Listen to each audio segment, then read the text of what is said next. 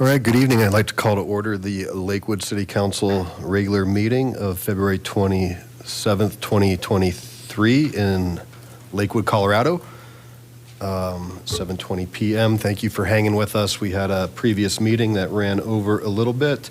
If you're wishing to dial in this evening, that number is going to be 720-707-2699. The webinar ID is also the same as the Zoom ID, which is 870-1796-0123. You'll press pound twice to be admitted into the meeting. So with that, please call the roll. Paul. Here. Olver. Here. Mia Guerrero. Here. Stewart. Here. Counselor Franks is absent. Counselor Strom.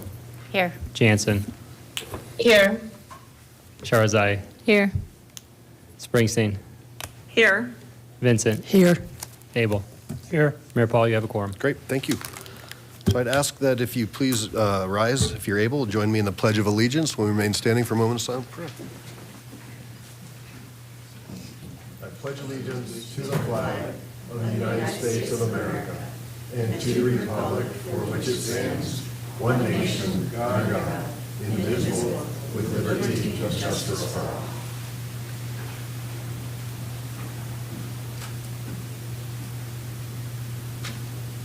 Thank you. Please be seated.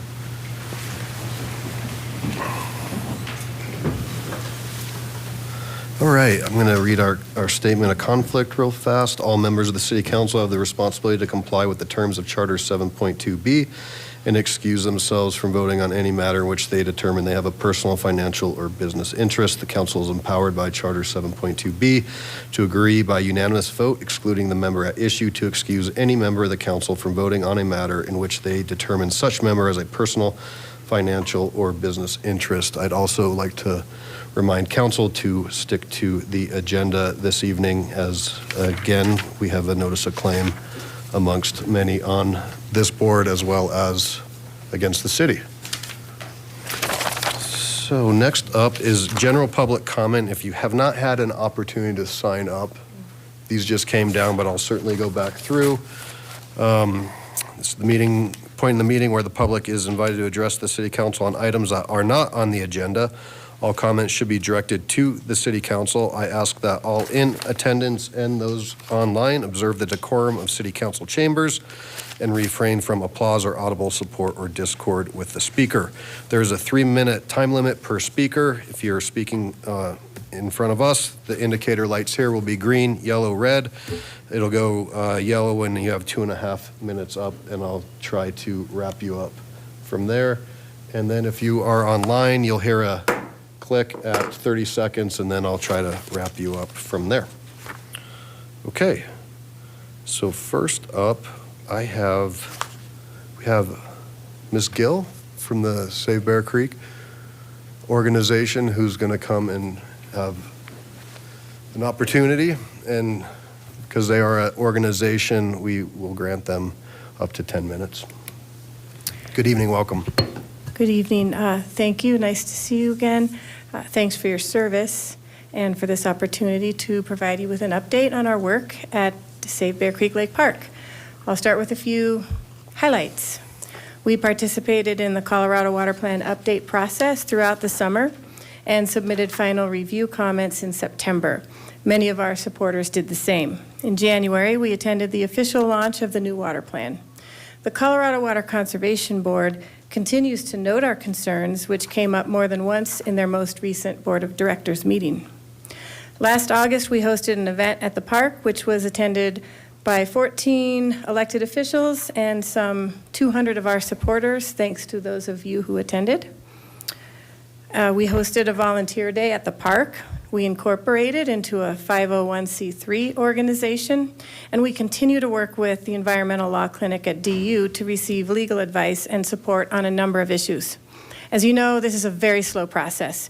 It started in 2015 when the CWCB became the non-federal sponsor of the Bear Creek Lake Reallocation Feasibility Study, which finally began in September of 2021. The first public scoping meeting was held in October of that same year. The Corps has been analyzing the feasibility of water storage increases ranging from 100 acre-feet to 20,000 acre-feet. A 100 acre-foot increase would have almost no impact on the park. As you know, a 20,000 acre-foot expansion would inundate nearly 2 miles of Bear Creek and Turkey Creek combined and consume over 500 acres of trails, riparian areas, wetlands, wildlife habitat, and cottonwood forests. One feasibility challenge for a significant expansion is the unreliability of dependable inflow from Bear Creek. The Corps has been working on a general yield analysis for a couple of years, and I understand that part of the broader study is nearly complete. It is still in the preliminary stages, so it has not been released to the public. Another challenge is dam safety.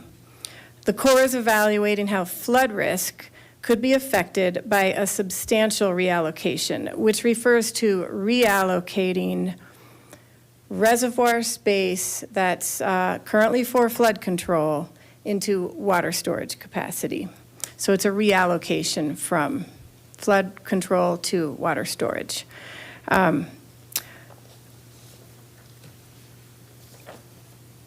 second public scoping meeting is on the horizon. But if you've ever tried to actually reach a horizon, you know how it always slips away. We were told this meeting would be sometime between February and March and April. And so it continues to slip, and we are waiting. We are going to receive 30 days advance notice before this hearing, which will be hosted by the Army Corps of Engineers and co-hosted by the Colorado Water Conservation Board. It's important to note that we do not know if or to what degree a reallocation will be determined feasible. Therefore, nothing official has been signed by the entities interested in purchasing additional storage, and importantly, the water rights application has not been filed.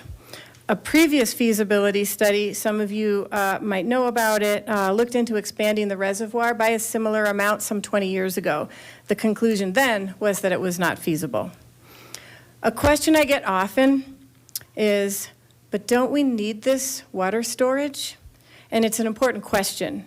We continue to believe that opposing a large reallocation of Bear Creek Lake is an ethical and informed position despite the current water crisis.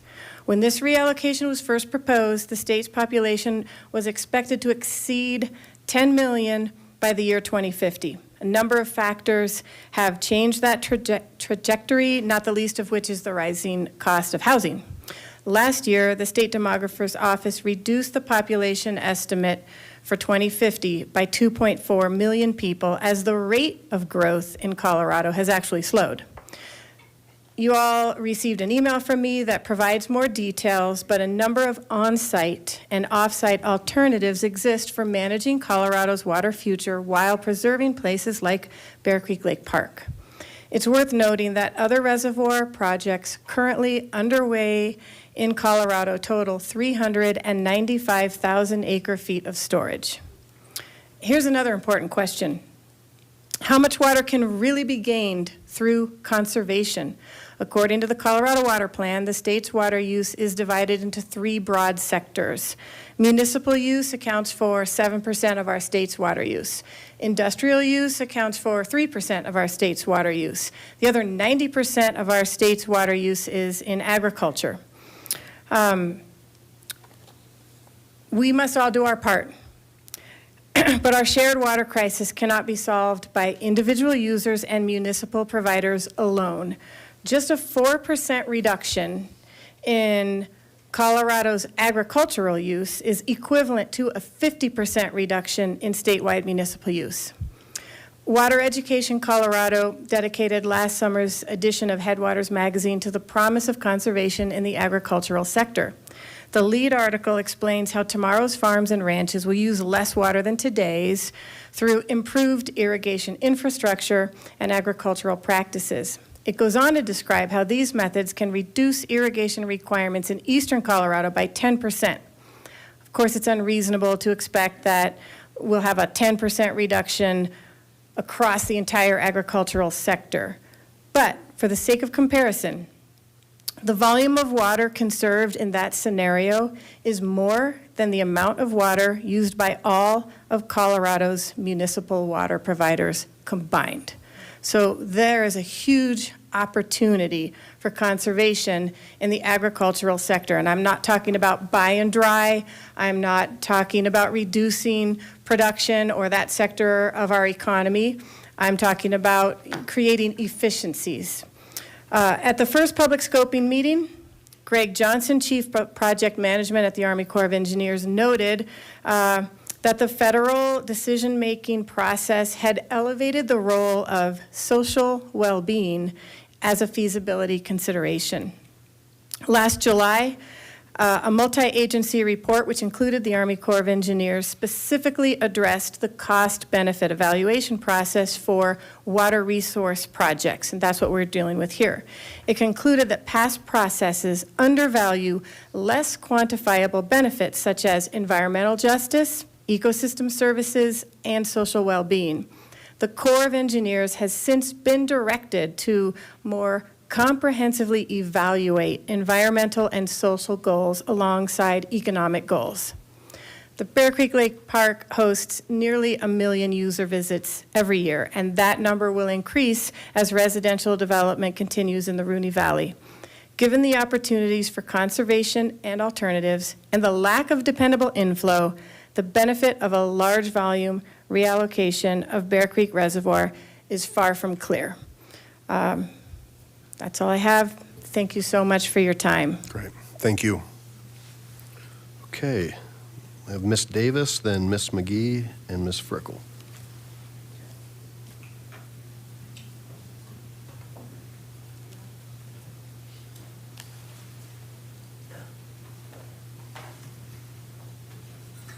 Oh, Ms. McGee, sorry, we have Ms. Davis first.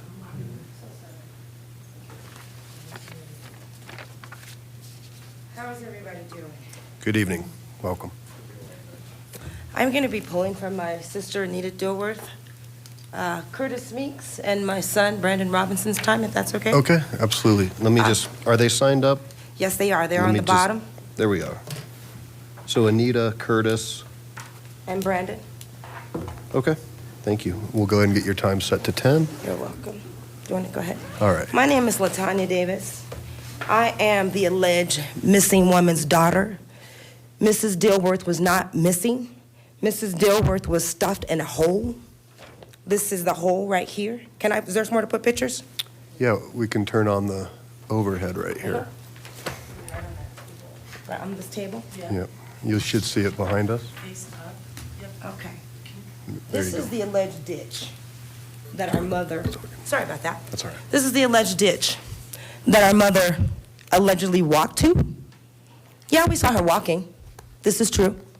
She was released from St. Anthony's Hospital at 2:30 on Friday on the 6th due to schizophrenia, which they should have never released her. I drove her home, okay? I drove her home. Dropped her off. I got a call from St. Anthony's. Later, let me see. I dropped her off Friday. I got a call from St. Anthony's Friday morning, about 11:30, saying that they had my mother at the hospital, that the city of Lakewood had taken her to the hospital. I'm like, okay, well, I'm her POA. How come no one called me? You guys know this. No one ever called me. I'm like, okay. My sister was having surgery on her finger. I get over to St. Anthony's Hospital. My mother's babbling about she just had 3 children. They're in her apartment. I need to go over there. Actually, she told me this on the phone. But when I got there, she said the same thing. I need to go feed these 3 children, that they're hungry. You need to go help them. Her doctor was Dr. Patel. Dr. Patel was also my doctor in 2012 when the city of Lakewood pulled me through my window. I had to have 9 surgeries. Dr. Patel is also the same doctor who never called University Hospital to see if I was on her husband's books. I had 9 surgeries. Now, let's get back to my mother. My mother, who allegedly walked to this ditch, has blunt force trauma to her head. Let me show you guys this. This is some of the blunt force trauma. See that right there? To her head. Detective Brian Fike, however you say his name, said the fire department did that. We were digging for hours and hours. Deputy Michael Kirkpatrick from the West Metro Fire Department said, Mrs. Davis, I've got a report right here. We only use 500 gallons of water. Only 500 gallons of water. Can you guys explain to me why we can see our mother's brain? Can anybody explain that? Can you tell me that? Why hasn't this not been ruled a homicide? Should we go on? She's burnt up. Burnt. Everybody's quiet. Here's her head again. Just boot marks. To this day, I still have not received a police report. Detective Sarah Pallett told me on January 10th, they usually walk off in ditches. They usually have dementia. My mother didn't have dementia, nor did hypothermia set in. Why didn't the coroner call us from next of kin to identify the body? Why was she mutilated and cut up? Is it because we're black? Here we go. More brain matter. Would your mother crawl down this hole? Anybody? This gentleman right here is a hero. Sarah Pallett told me she was going to find my mother 4 weeks before producing a body in a hole, in a ditch, because they usually walk off. First of all, who is they? Isn't February 1st National Klans Day just like it's Black History Month? I believe so. Here's my mother again, burnt up. Brian, Detective Brian, see the burn on top of your head, your mother's head? I called the hospitals. I called the coroner's offices. I called every place that you're supposed to look. Guess what? The Lakewood police never called there. These people are willing to testify. Let me show you what I've done. Let me get back to this. These right here, these are my federal indictments for murder. Abuse of a corpse, homicide. Not only is the city of Lakewood is on it, so is the coroner's office. Why didn't she call me? Sarah Pallett came to my house and was real quiet for 30 minutes. See, I have premonition. My mother talks to me all the time. I left for 2 weeks. Came back on the 29th. Miss Pallett left me a message. Divine, about 20 detectives don't do that. We've called all of the hospitals. What name is your mother under? Like she told me 4 weeks before. They come up as Jane and John Doe's. She left that on my phone. All of these places, West Metro, where they say my mother was taken from, she's never there on the 5th. My mother was abducted, and this gentleman has video. And the police did it. I know you're all probably like, what? Oh yeah, that sounds crazy, right? Sounds crazy. Let me get to this one thing right here, and then I'll let you speak. Back in 2012, I was beat up 4 times for failure to appear for barking dogs that were not mine. Handicap plates that I've had for 23 years, okay? The police lied. I've got their sworn affidavits, their notes, their narratives. They were there at 11:27. Todd Clifford and whoever, the Monica Navarro and the rest of the dispatch, flipped on a dispatch. Here's their background report that was created at 11:27. And it goes all the way down. 64 calls before I even got there. 31, something like that. But then you have a report over here where he says, I was there, that he was behind me at 11:35. I believe this city is wicked. I believe you guys have it out for people of color. I believe we get the short end of the stick. Channel 9 has already seen the video. So has Channel 7 and 4. I've already sent it to CNN and Fox. We about to turn this sucker upside down. Y'all hear me? You stole our mother. You murdered her. And for what? She didn't do anything for anybody. She's a little lady. I'm 5 foot even. She's 4'11", 110 pounds. Kaiser's on their asses on the line too. Because you know why? They wouldn't give her medication.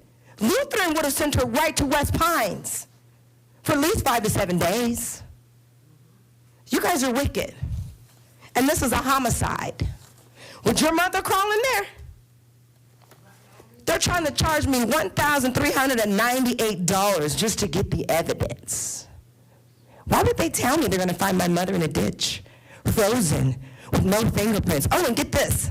After they came to our house on February 1st and told us that our mother was there, that they found her in a ditch, Detective Pallet, there's a homeless man. Where's a homeless guy? Oh, this is going to be odd, Divine. Oh, he got away. Oh, yeah? They showed me a video of my mother walking at 5:57 in the morning. Allegedly, that's not my mother. I know my mother's walk. That lady's moving way too fast. But you see her at 2:36 with no shoes on. You see her at 11 something over here on Wadsworth discombobulated in the snow. They're so stupid. How dumb are you? But you didn't show me the part where they kidnapped her at 4:36 and took it off this man's computer. Take it away, Nelson. My name is Nelson Gomez, and I was the man that provide the video to the police for them to check everything, all the evidence, if they can, whatever they can get out of the camera to see what happened to the lady.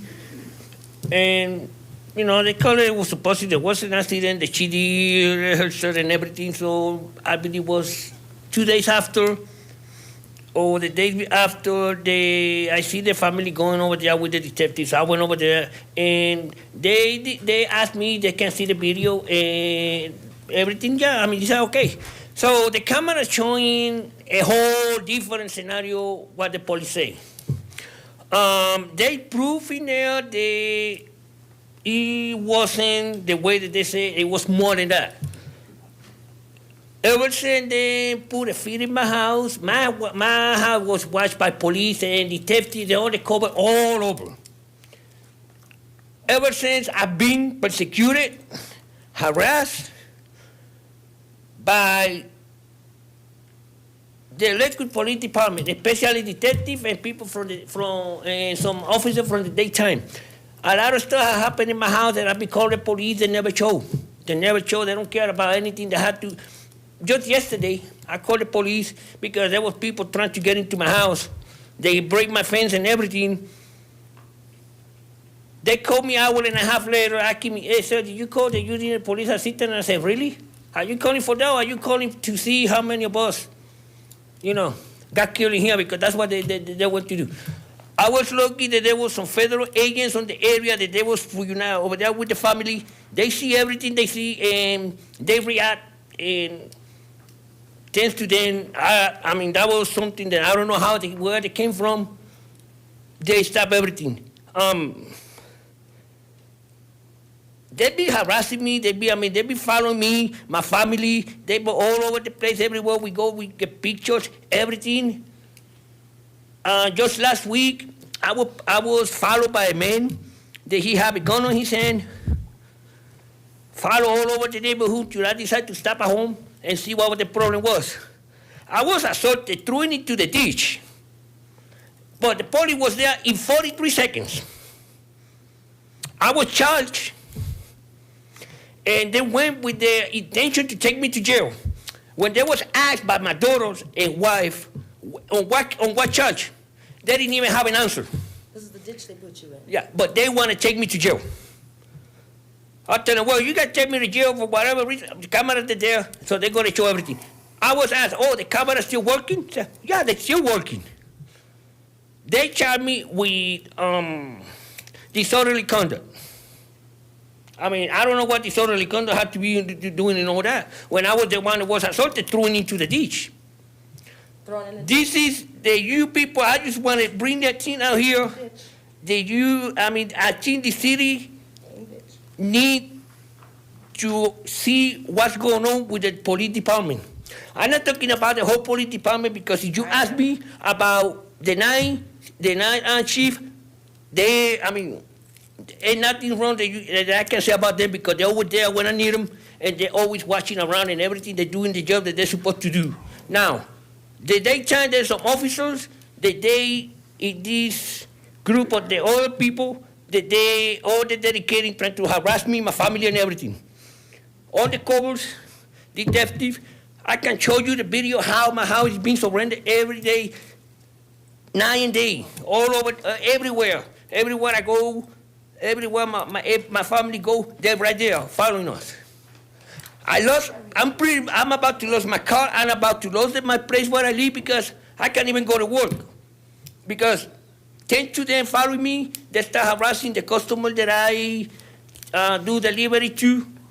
And I lost my application that I do DoorDash and all that. I lost that because now I'm struggling in a kind of way that I don't have money to pay my car. I don't have money to pay my place to live, and I don't know what to do. And I can count anything that happened in daytime. I can't even count with the police. As a civilian, what I'm supposed to do? Can you guys see the video? So sir, can you wrap up? I've let you go about 5 minutes over the 10 Okay. minutes. So if you could just wrap up your comments, it'd be I just great. want Thank you, the guy, to know what's going on, and I believe that this police department needs to be put into review, and that's all I got to say. Thank Great. you. Yep, thank you. Ms. Davis, thank you, and we're certainly sorry for your loss. So that just it? Our time is over? Yes. That's it? Are you gonna call us? Is anybody gonna look into this? I think certainly our police have been engaged, and So this is not a homicide? ma'am, I can't say whether or not, but I would encourage you to continue to work with our police department. Excuse me? You do what? I said I would encourage you to continue to work with our police Oh, department. no, don't encourage me to do that. Okay. I encourage you to continue to work with your police department. And I'll see you in court, sir. Yes, ma'am. I'll see you in court. On my mother. We will see you in court. Are you ready to go, family? Yeah. Would it Yes. make a difference if my mother had blue eyes and blonde hair? No, because they wouldn't do that to blue eyes and blonde hair. We'll see you in court, Mayor Paul. You're on the petition, baby. See you in court. See ya. Grab my coat, please, sister. Murder was the case that they gave me. Murder! Got it all on tape. See, they forgot I'm a lawyer. They forgot about that. So, Ms. McGee, you're They up. forgot I'm a lawyer. And then Ms. Frickel. Oh, it's a big clicker. Good evening. Good evening, Laura McGee, Ward 3. We learned at your last council meeting that you pretty much spit on community input regarding short-term rental ordinance. We have worked with giving input on that for more than 4 years, starting with a draft ordinance in February of 2019, which was an ordinance to only license, not regulate. We have given countless submissions of extensive documentation, not whining about what we think short-term rentals will do to our neighborhoods. Documentations of the learning lessons of cities around this country, some of which, and more are going this route, now are taking taxpayer money and paying property owners not to do short-term rentals. We have stood back after the council started deferring more to the small number of members of the Short-Term Rental Alliance because it was clear that the council would adopt something. And we hoped for compromise. And until the last council meeting, we actually thought we were getting some compromise because no one has basically cared about the property rights of the overwhelming majority of people in Lakewood that don't support STRs. So we started off with a survey where you had less than 250 people want short-term rentals who were already doing them illegally. We heard a council member last meeting state there are 300. And yet we have an overwhelming number of people who don't want them. We have said over and over, we do not want investor-owned STRs. We've said over and over, we want limits on the people, the number of people, so that we don't have 40 and 50 people in a house. We want parking addressed, and we want enforcement. We all understand you are not going to enforce whatever you adopt, because you can't even go after stolen vehicles that blatantly go through intersections on the new database cameras that the police department has. And you completely, on the fly, at the last minute, without any notice to anyone in the community, gutted what we thought was a compromise. And then we also saw Mayor Paul refuse to call a vote to reopen the public hearing for March the 13th. This is more than deception. This is betrayal. And I would like to thank Ms. Vincent, and if you would convey to Ms. Franks and Charlie Abel for trying to stand up for what we thought was good faith compromise. And for 3 new council members, all we heard is I.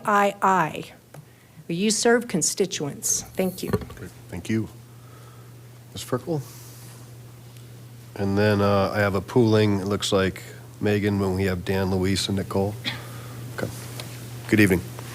Good evening, Mayor Paul, councillors and fellow community members. My name is Eva Frickle, a long-time resident of Ward 4. My pronouns are she, her, hers. Lakewood City Council Code of Conduct states, at City Council meetings, City Council members shall address each other respectfully. As I outlined at the previous public comment, Councillor Oliver addressed the 8 women councillors as girls during a study session. He pointedly refused to apologise for insulting them when given the chance to do so. If he truly did not mean to insult them with his misguided comment, as he has subsequently claimed, he would have simply taken that opportunity and none of us would have to be here to address that issue and his subsequent conduct. His unprofessional, disrespectful, sexist comments led constituents to reach out to City Council about how inappropriate his behaviour was. To describe his responses to Lakewood residents as unprofessional barely scrapes the surface. Councillor Oliver clearly has no idea how to address those he represents. For example, one response is simply, "Do you have any girlfriends?" I hope they aren't insulted when you refer to them as girlfriends. Signed, Rich. As well as being utterly unprofessional, disrespectful, and sexist, the response brings us back to the appropriate use of language. Context and situation dictate word usage. Regardless of whether or not the woman he was addressing, it was a woman, uses the term girlfriends to describe her woman friends. She doesn't. That does not mean a man can use the term girls to refer to his colleagues. If a book, film, or TV series has girl in the title, that is irrelevant and certainly not a defense. Context and situation dictate word usage. As my husband can attest, and some of you actually, I have a wide vocabulary in assorted languages that I use extensively as insults, endearments, mixture of the two. None of which I would dream of using here in council chambers or other business settings, however tempting. Context, situation, and dictate word usage. In addition, Mr. Oliver's insistence on using the words girl and boy fails to address that gender is not simply binary. We don't have time for that discussion tonight. However, if Lakewood is to be a genuinely inclusive community, council members need to be aware of, acknowledge, and respect the range of gender identities that exist. Word choice matters, and words can wound. Language evolves. Dare we hope the councillor can do so too? Again, I call Mr. Oliver to apologise. Thank you for your time. Okay, thank you. Megan, and then it looks like after Megan, I have Ms. Hannigan. And again, you're pooling your time for 10 minutes. I am, thank you. Let's there we go. Welcome. Hi. My name is Megan Bryn Brody, she, her pronouns. First, thank you, Mayor Paul and Councilwoman Mayat Guerrero for your efforts at the February 6th City Council meeting. And thank you to the council members who responded to my email on February 14th. I live in Ward 4, and it's as a constituent, a scholar, and a woman that I come here today. As a profession, I study social justice issues. That means I analyze power dynamics, specifically the way languages and images contribute to historical and ongoing inequities in the United States, including inequities between the sexes. Language matters a great deal. Words have histories, and it's the force of that history that gives words their power. The words we use to refer to people lets everyone know what we think about certain people and their abilities. Language is part of how we construct identities, both our own and other people's. Words also affect our experiences in certain situations, including the workplace and politics. When using outdated and gendered language, pairing words of equal weight matters. For example, the word girls is paired with boys because they represent the same age and social group. Guys is paired with gals, women is paired with men. That's parity. The word women is the equivalent of the word men. Girls, however, is not the same power as the word men. The authority it carries is not the same, nor does it demand respect the way an adult-identified word does, such as women. Language is context-specific. For example, I might swear around my friends, but that language, what we call mommy words at my house, isn't appropriate when I'm leading a college discussion. Likewise, what I might call my spouse at home is not what I would call him at a work function. Regardless of how he and I feel about that word, it isn't appropriate in some contexts. Language is group-specific. For example, some people are allowed to say the N word, but that word coming from a white woman like me is racist. It's no use arguing that I think I should be able to say it because other people do. It's not my word to say, and it certainly isn't something I should ever call other people. So, same words have different implications depending on who says the word, the context in which it's said, and who the word refers to. Way back in the 1900s when I was born, married women couldn't even have a bank account without their husbands letting them. Even today, with the wonderful opportunities that we have, the system that gave men the right to spank their wives is still woven throughout our society. It's the soup we grow up in. Language is one of the ingredients in the soup of misogyny. In 2021, Forbes magazine, a right-centrist, highly factual source, printed an article entitled, "Why Calling Women Girls is a Bigger Deal Than You Might Think." The author, Dr. Madsen, is a women's leadership scholar at the Huntsman School of Business at Utah State. She states, "When women have negative reactions because they are called girls, they are not being overly sensitive. Gendered language reinforces traditionally gendered roles, behavior, and perceptions, which has been shown to disadvantage women." She offers some suggestions for improving behavior and language, including conducting a self-assessment. She suggests we can start paying attention to the gendered language we both use and hear. We can also have our family members, friends, and co-workers tell us if they hear us using sexist words about any gender. Similarly, ABC News, reporting on Australia's Workplace Diversity Council, says, "Groups of women should not be referred to as girls at work because it is belittling and offensive." Quoting Army General David Morrison, the article continues, "Exclusive language, gender-based language, or inappropriate language has as much a deleterious or disadvantage effect as saying something blatantly inappropriate to another human being." In the same article, Associate Professor Ray Cooper from the University of Sydney's Business School said, being girled at work is a way of subtly differentiating women from their male colleagues. It is about infantilizing them. You're making them more like children. Regardless of one individual person's feelings about being called girl, a man using girl to refer to women, especially in the workplace, perpetuates systems of oppression. These aren't rules I made up. This is the power of the words we use, a power that comes from how the word girls has been used in the past, what it means when certain people use that word today, and who has the right to decide if something is offensive or not. The people who are harmed by certain words are the ones who get to decide if that word is harmful. When I'm told that my language is harmful or outdated, if I care about my community, I change those words. When I mess up, which I do, I apologize. Since we all swim in the soup of misogyny, we all make mistakes. What matters is how we respond when those mistakes are pointed out.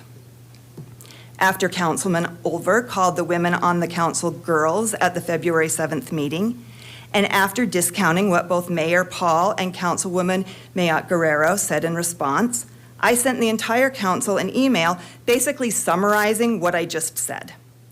I'm happy to read it now if anyone wants and requests that, assuming the council will give me extra time to do so. For now, I'd like to read into the minutes Council Olver's responses to me. Megan, I noticed that you didn't mention the role of the mayor coming to the rescue of his not male minions. Seems like that was a typical chauvinistic knee-jerk reaction, but that's what boys do. I'm not sure you actually know sexism when you see it, if you missed that. I won't hold it against you. It's not the first time that chauvinistic behavior is appreciated when you're the beneficiary, but condemned when you're not. Us boys see it all the time. Also, during Monday's meeting, a friend sent me a text asking if I wanted to attend an afternoon lunch and card game she was putting together. During the break, I called her and asked, among other things, who will be there. She replied, just the girls. You'll be the only boy. I laughed and laughed. I asked if she was watching the council meeting, since her answer seemed super timely. She had no idea what I was talking about. Strangely enough, I don't believe that she was insulting half of the human population, or anyone except the hypersensitive and the people who have grown so angry that they have lost touch with the boys and girls inside themselves. I suggest you embrace your inner girl. Go stick your toes in the water. Do something silly. The truth is, the best of times of our lives come when we avoid being so damn serious and reconnect to our free and loose sides. Tally-ho, Rich Olver. His second email to me read, BTW, you seem to think yourself an expert. What do you call your female friends of any age? You can't use girlfriends because, as you say, that would insult them. I'm serious. How do you refer to them? Women friends? Are they insulted because you won't admit they are your girlfriends? How about people who work on ranches, riding horses around? We can't use cowboys or cowgirls, that's sexist, so you say. Have you sent letters to the producers of the TV show Yellowstone pointing out the microaggression of saying cowboy or cowgirl out loud? Is girl power restricted to females of a certain age? Or are the 8 women on Lakewood City Council living examples of girl power? His third email to me read, do you actually think that I'd be gentle on you after you said that I am unqualified to represent Ward 4 or speak on decisions that impact all of Lakewood? Do unto others as they would do unto you. It's a good rule. I considered sending my response to everyone, but decided not to spam them. I would like to remind the council of the Code of Conduct, specifically Policy 6.1, which states that council respects all comments and concerns. Additionally, under General Conduct, it says, council shall act professionally, civilly, and with decorum. All council members are equal, and should be treated with respect. In order to feel represented by the City Council, I request that Councilman Olver apologize to me and other women, not only for his egregious response to my email, but for his continued use of the word girls when talking about women while functioning in his position Could you as wrap a up your member comments, please? of Lakewood City Council. I would like the minutes to reflect his response, whether he chooses to apologize or not. Okay. Thank you. Thank you. Ms. Hannigan, and then, forgive me, I have a Lanissa Krenner signed up. Mine was pulled from Oh, okay. So then after that, I have Brenda Bronson. Hello. Good evening. Thank you very much for allowing me to speak. Adrian Hannigan, 12300 West Alabama Place. I was recently forwarded Council Member Rich Olver's emails to women living in Ward 4. I was troubled by the caustic and abusive tone that I found in Mr. Olver's responses to the women. Would Mr. Olver like to be called an angry white man, or would he like to be called a bubba or a caveman? Those are terms that are surely are not appropriate words to use in a professional setting. The inequality and glaring misconduct in his behavior is reprehensible and disrespectful. Thank you so much. Thank you. So I have Ms. Bronson and then Ms. Reddig, Connie? And then the Zawitowskis. I'm gonna get it. Good evening. Yeah, my public comment concerns Councilor Olver's inappropriate language also, but others have addressed the incident, so I'm not repeating it. I'm just going to read into the record what he wrote me. Hey, Brenda, haven't heard from you since the water board recall. How'd that go? I've been wondering when you would try to recall me. Your political bias is showing on this one. You do realize it took you a week and a half to become offended? Who told you that you're supposed to be offended? You go, girl. Just to be clear, how do you and your female friends refer to each other? Girlfriends, perhaps? You're going to have to stop using the word girl. Trust me, that will be difficult. Cowgirls, girl power, or was it that I just referred to young, progressive women as girls? Is young women better?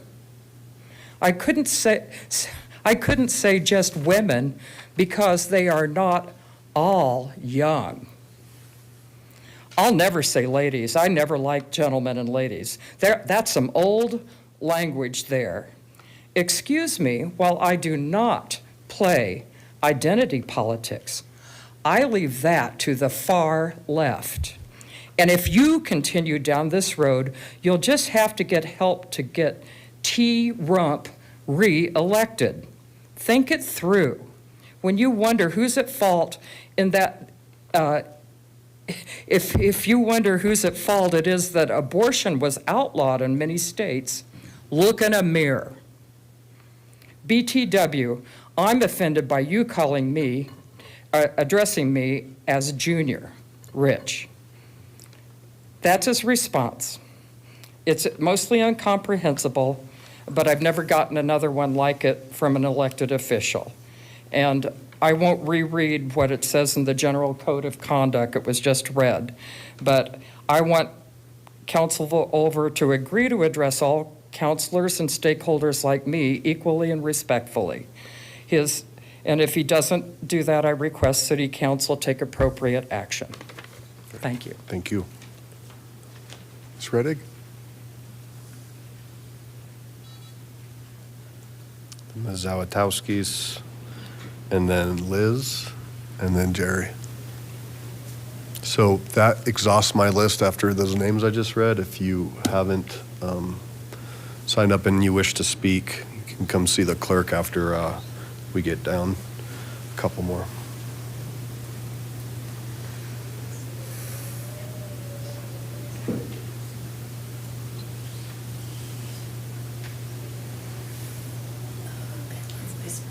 Could you adjust this mic? Yeah, is this one easier? Thank you, Chair. And it's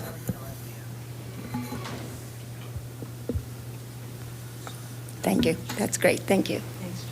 Mr. Mayor, I would really appreciate you getting a board that is of the public to sit alongside with the commissioners and with Metro West Housing, because who do they answer to? You put commissioners over them, but nobody answers to these commissioners, and they don't answer to the people.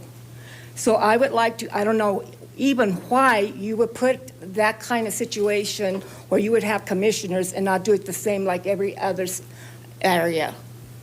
Because when you talk to Metro West, you don't get any type of response. I came to you with a problem and no response. I asked, I'm asking now that my Ward 3, Rebecca and Anita and you and Tammy Fisher all sit down together to iron out these issues that are going on.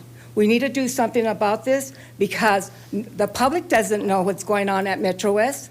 They don't have nobody to answer to. You can't get a hold of the commissioners. Why you would even put the commissioners over Metro West, I don't understand.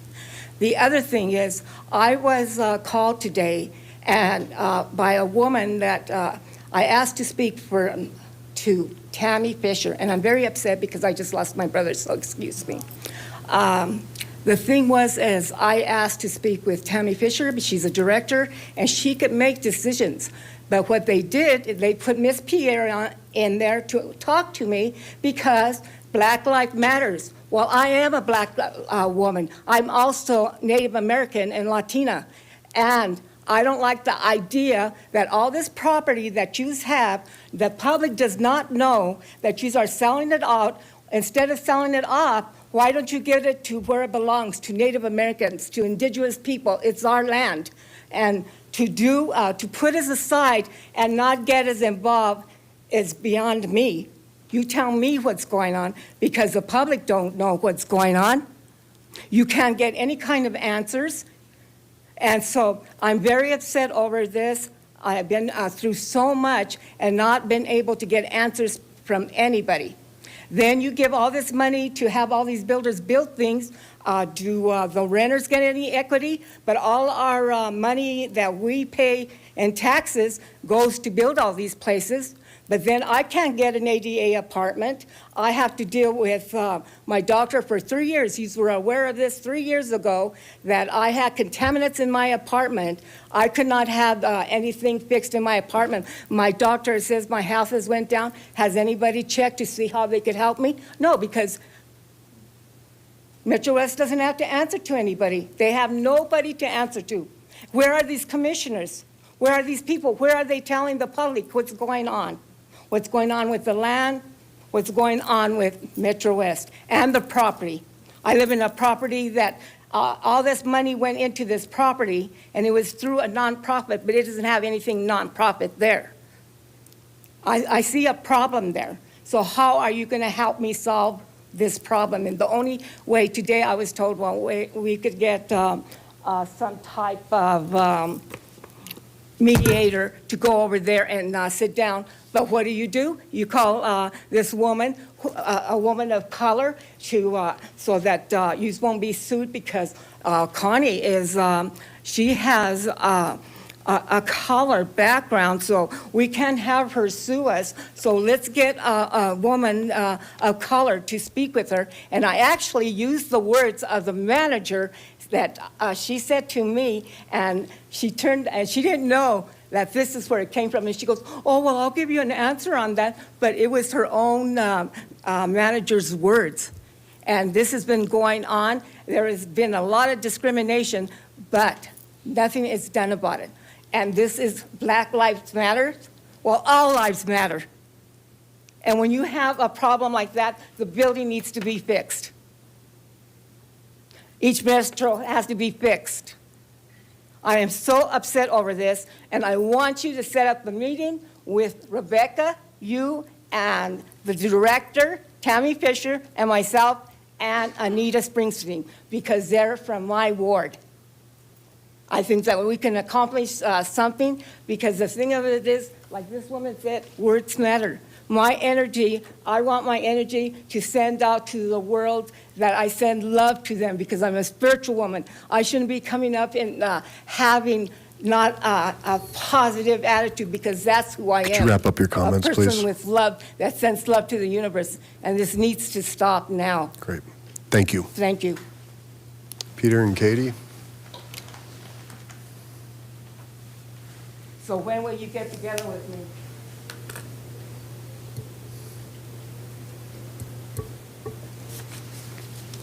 Good evening. Good evening. I was actually hoping to pool my time with my wife Katie, and there's two members that are on Zoom right now, Bob Brooks and Mr. Stefani as well. Imagine Scott and Bob. That's correct. Okay. And your wife. Correct. Okay. So let's get that 10 minutes. All right, go ahead. All right. Thank you so much. Right. My name is Peter Zawistowski. I'm a Ward 4 resident, and I'm here with my family and my neighbors here online to continue to advocate for to keep all three bridges at Ravines Open Space Park open for pedestrian use, as they have been for over 50 years. Green Mountain Water has taken the following actions since the last City Council meeting: denied Lakewood's latest proposal as is, but they are potentially countering; stressed their commitment to barricading all three bridges by March; made and approved a motion to stop their previous action to perform maintenance on the center bridge; made and approved a motion to abandon the middle bridge and put up a new pipe via a truss structure adjacent. We are asking the City of Lakewood to make the following immediate actions: deny all permits for bridge barricades to take place. These include building permits for structures over 6 feet, as well as working in a public space. The merit for these refusals is simple. Green Mountain Water cannot prove ownership of these bridges, and therefore cannot barricade property that they cannot prove is theirs. Green Mountain Water has stated that their easements do not in fact align with the actual locations of the bridge structures. Insist that formal surveys be performed to prove that existing easements align with the bridge structure locations. It is my opinion that Green Mountain Water cannot barricade anything without this step. This at least buys the community time to find a better solution. The next would be deny additional easements that would be required to install a new hanging sewer next to the existing middle bridge. Lakewood should not give up any of the community's open space when an existing easement already exists for the purpose of wastewater conveyance. This is only a cost-saving measure by Green Mountain Water. There is absolutely no reason Green Mountain Water cannot build within the existing easement allotment. Next, insist if this new plan does occur, Green Mountain Water must completely remove the old structure, since this would now be a liability to the City of Lakewood. Next, insist that the northern and southern bridges remain open for pedestrian use, as there is no logical reason for these to be barricaded or closed.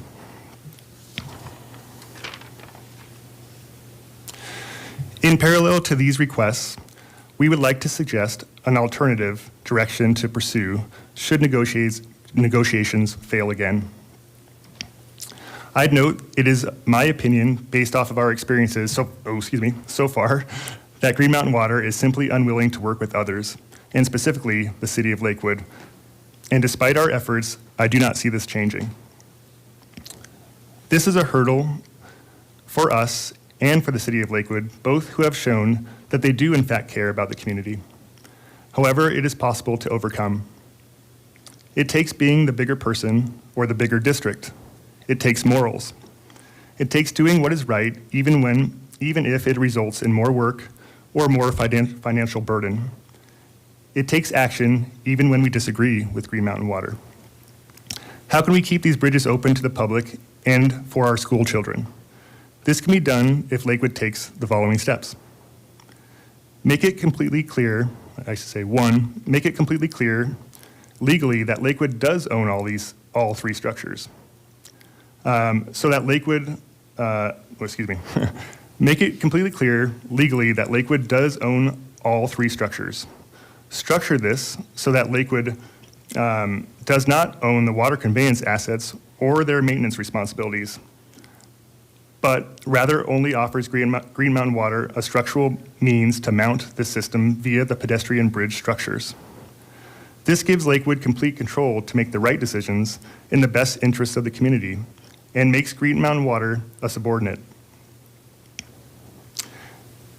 Excuse me. It enables control in perpetuity. Yes, it adds costs and liability for the city. However, it can be argued that this may have been the case for the last 50 years, and it does so for good reason. 2, negotiate an intergovernmental agreement that allows Green Mountain Water to lease use of the pedestrian bridges for the hanging of wastewater conveyance. 3, make the cost of leasing to Green Mountain Water make sense to the city of Lakewood. Include language to require maintenance fees such that a significant portion of the maintenance for the middle bridge to be covered, therefore limiting the city of Lakewood's financial liability. Include language that additional easements will never be granted, such that Green Mountain Water cannot simply bypass the existing middle bridge. 4, immediately require Green Mountain Water to remove all signs stating ownership and trespassing on all three bridges. 5, allow for immediate full use of the northern and southern bridges for pedestrian use, as these have no structural concerns. 6, temporarily barricade the middle bridge until maintenance has been performed so that the structure is deemed safe for pedestrian use. And then 7, work with the community to develop a smart trail system that considers erosion control to prevent similar issues in the future. This is an opportunity to make this park even better than it was before, rather than the current path, which would make it much worse. Thank you for the time. Great, thank you. Okay, Liz, coming down already. Good evening. I will note that there were 5 comments on Lakewood Speaks, and if anybody online wishes to speak, please raise your hand, which is *9. Good evening. Good evening, Mayor Paul and Council. Until this evening, I wasn't aware that Mrs. McGee, too, would be speaking on short-term rentals. As a preference, I have had excellent experiences with Airbnbs and VBROs and short-term rentals where your manager, your owner is on site. There have been very strict regulations on parking, noise, outdoor lighting, where they're located, so that neighbors were not negatively impacted. Back in 2019, Councilwoman Franks welcomed comments and replies and posed to public comment to begin what the STRs might look like in Lakewood with her committee. Viewpoints from both sides were voiced through those means and possibly others. Now, you've rewritten what looks nothing like that was discussed back in 2019. I realize that many of you weren't on council at that time, so many may not have the detailed background that others may have. You did mention the zoning changes, code enforcement restrictions taking into consideration your neighbors, investors, house shortage, along with other points on your session. It was suggested that you've said that you've spoken to your constituents. Now, your wards at this point are heavily populated. Your meetings look different today than they did a few years ago. Attendance has changed. That means, therefore, your opportunities to get their opinions has decreased most likely. So as your last meeting here, Councilwoman Franks went line by line to confirm what was suggested by Councilwoman Shahriz. I applaud and thank Councilwoman Franks for that.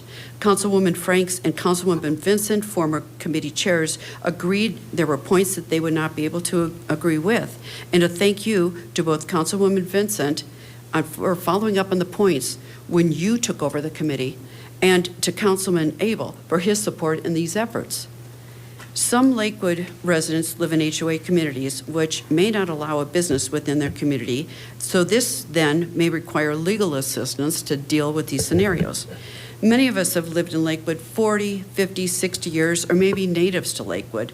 We all need to be mindful and progressive in a well-thought-out manner and learn from other cities on short-term rentals. There's a ballot coming this fall. Maybe you should have considered putting a reworked document on this ballot, because most likely there are hundreds of residents who are not aware of what has transpired. By doing so, you would be giving everyone a voice through their vote. It's up to them to be able to know what they're going to be looking at. I don't know necessarily that it has been out in the public to be aware of what's transpired from the work that these committees did. Thank you. Thank you. Mr. Burton? And anybody online wish to speak? Good evening. I'm Jerry Burton, lived in Lakewood for 60 years. Soon to be out of here though, because I did put some money down to move out of Lakewood this weekend. Trying to get my house, suppose I got an illegal lot. It was built in 1985 roughly. It went through your guys' channels, went through processing, you guys gave it permits. Ever since they started building 29 rental homes behind me, the builder says you have an illegal lot. Came here, the city manager was nice enough to waive the fees to get it done, but then I had to have it resurveyed and replatted. Got that done. Of course, Mr. Post says it's gonna go back 2 or 3 times, which it is. Then they said you need title work done. Got a hold of the title work company. They say, I don't understand why they need that done. That's just to make sure there's no other liens on your house. Got that done. Now Mr. Post came back and says, now we need your mortgage company to sign off on it. I called the title company and he says, well, good luck getting that done because the mortgage companies don't care. I called my mortgage company 6 times already, cannot get no help. I don't know if I'm ever going to be able to get this thing signed off by my mortgage company. Don't know if you guys, the city of Lakewood's ever going to get this illegal lot, what you guys caused, not me, taken care of. It's cost me a lot of money. And again, I did put money on another house to move out of Lakewood. I have a business here in Lakewood. I will stay here with my business, but after living in 60 years in Lakewood, I have to leave because of this and the no help I'm getting from the city. Then I asked Mr. Post, since you won't give me no permits for my house, I've had 9 permits so far for my house issued by Lakewood. Can I get my money back since it's an illegal lot? Mr. Burton, you don't want to go down that road. You did illegal improvements. Well, how did I do illegal improvements if you guys gave me permits and you guys signed off on them? It's an illegal lot. You guys gave me permits. If it's an illegal lot, why are you collecting the city tax on it and stuff? And I cannot get this thing nipped, taken care of. Talked to an ex-city council member who used to be you guys. She works at a different city. She cannot believe I'm going through all this blankety blank to get this taken care of. I talked to another city where I'm moving into in hopefully in a year and a half, and they don't understand why it's taken from 2021 and it's still not taken care of. And when it was brought to my attention, it wasn't brought up by the city, it was brought up by the developer who was developing the land. I had to come to the city, say, what the heck's going on? So I'm hoping we can get this problem resolved. I don't know if I'm, again, going to get the mortgage company to sign off on it, and I don't understand why. They don't care. It's going to probably be sold before I sell my house. The mortgages do sell constantly. But dealing with Mr. Post and Mr. Parker is like talking to the screen. They just give me the runaround. So I'm hoping, city manager, she told me if I ever had any help, get a hold of her, come to her office. I've tried that 4 times. I can't get a hold of her. It's always Travis Parker, Mr. Post, and it's not getting no help. Please let me get this done so I can sell my house, so I can move on. Other people had 3 minutes and they got longer. Well, I was just asking you to wrap it up. You're good. Okay, anybody else under general public comment? All right, we will close general public comment and certainly want to thank everybody who took the time to come out and talk about some challenges, I think, and certainly some opportunities. Thank you for the Bear Creek Lake Park update and all the work that's continuing there. We'll continue to work with our friends at Green Mountain Water. Hopefully we can have inroads there. I'd encourage you to continue to work with Metro West Housing. I know that back in 2017, 2018, there were some issues that you were able to to solve with them, and so I'd encourage you to keep working on that. And Mr. Burton will certainly, I know, figure out, hopefully we can try to find some relief there. And I guess as a whole, we heard a lot just about, in general, how people talk and deal with different things. And I think that hopefully we can all move forward and do better in many different ways. And I'm not pointing the finger at anybody, just saying things have gotten pretty tough, and some of our responses we get are tough. And certainly some of the conversations that go between staff and council have been tough. So hopefully we can all rise above that. So thank you all. Right, next up, we have the consent agenda. We have the consent agenda. All right, I believe we placed item 6. Oh, just a solo one. All right, will the clerk please read item 6? Item 6, Resolution 2023-13, endorsing the 2023-2024 Head Start grant application for the purpose of submitting a request to the federal government for grant funds available to provide Head Start and early Head Start programs. Okay, we have a presentation, it looks like. Ms. Peterson, welcome. It's been a while. Since the lockdown of March 2020, February 2020, I guess, yeah. Yeah, don't we normally, is this the meeting where you bring in the kids, which clearly they're not here tonight? Do what? Which meeting, that's always been one of my favorites, is when the Head Start kids and families come I to council. know. Maybe in the fall. Okay. All We're right. looking forward to it, too. They're the best. So, but good evening, Mayor and the City Council, and thank you for this opportunity to speak to you. I'm Sherry Peterson, the Head Start Program Administrator, and every year, and Mayor Paul has listened to this for 8 years, so this will be your last time to have your Head Start training. We go through the process where we do a training with the City Council, and then also highlight some of the program adjustments and changes that we've made for the children through 2022 and 2023. So I'll always like to share a photo first of the kids taking a selfie on a walk through one of our neighborhoods. And this is our 11th Avenue Head Start kids. So, maybe? Is it going? Or did I overclick? I always overclick. So each year I have the opportunity to come and talk to you about the overarching responsibilities that the City Council and Mayor provide for the Head Start program. And this is required as of the Head Start Act and the revised Head Start performance standards as of November 2016. The City Council serves at the Head Start Governing Board, and the Governing Board has established a resolution to appoint an advisory committee that works with us directly on a monthly basis.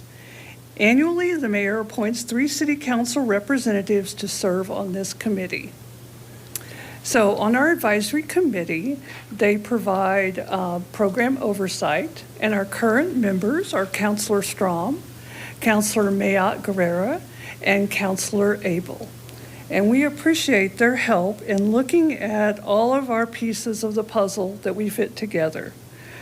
They work with our policy council, who is comprised of 1 parent from each classroom, 2 community representatives, and a past parent. The policy council represents Head Start's conviction that the parents played the most important role in the child's education and should have a say in the direction of the program. In general, the advisory committee and policy council review and make recommendations for program direction and quality improvement. So just to go over some of the responsibilities, and again, most of these responsibilities are given to the Head Start Advisory Committee for support. So you help us adopt practices to ensure our active, independent, and informed governance by establishing governing body bylaws, procedures for accessing and collecting information, written standards of conduct, including conflicts of interest and complaints. You help us decide on procedures for selecting our policy council members, and then you work with us on advisory committees. You help us select, if needed, a delegate agency and look at our service area annually. You help us establish procedures and criteria for how we recruit the children, select them, and involve them in their enrollment. The governing body, AKA the advisory committee, also helps with our funding applications and amendments, looks at the results and follow activities from our federal monitoring. You help us review and approve major policies and procedures, including self-assessment, our financial audit, and personnel policies. You help us do our progress on implementing the Head Start grant, including any corrective actions that we may need to look at. You look at our major expenses, our operating budget. You help us select an auditor, and then you help us with actions to correct any audit findings that may come up. You also receive and use any annual, monthly, and periodic reports. You work with the Policy Council, which is again our program parents, and they work on to help us approve and submit to the governing body activities for how the parents are involved and engaged. You help, but they help you. They look at program recruitment, selection, and enrollment priorities. They also help with funding application and amendments. The parents look at the budget planning, including reimbursement and participation for any Policy Council activities. They also look at the Policy Council bylaws, and then they also support the Head Start program personnel policies and decision, including criteria for employment and any dismissal of program staff. The Policy Council also helps us with the election procedures, and then also recommends delegates or looks at our service area. They also receive and use annual, monthly, and periodic reports. The management, which is our day-to-day operations, we take and implement policies, develop procedures, provide training and technical assistance to the governing body and to the Policy Council. We supervise the staff, monitor compliance, generate and use annual, monthly, and periodic reports, and share reports with the Policy Council and the governing body. This chart gives us an opportunity to highlight how each of those responsibilities are shared. An example being the governing body and Policy Council may take action to hire and terminate the Head Start director and other lead staff, or establish impasse procedures. The governing body and management staff work to ensure compliance with federal laws, state, tribal, and local laws. The governing body, Policy Council, and management staff help provide leadership and strategic direction with a focus on our program self-assessment, and they help us develop and plan and evaluate the Head Start program. So again, as an overview, the fiscal responsibility is again assigned to the advisory committee. So monthly, they get to look and help us safeguard federal funds, making sure these funds follow all city guidelines and participate in the annual audit, provide transparency, detailed information regarding all transactions distributed to both the advisory committee and the Policy Council. We also ensure funds are used for the intended purposes, regularly review those expense reports, and question expenses when needed.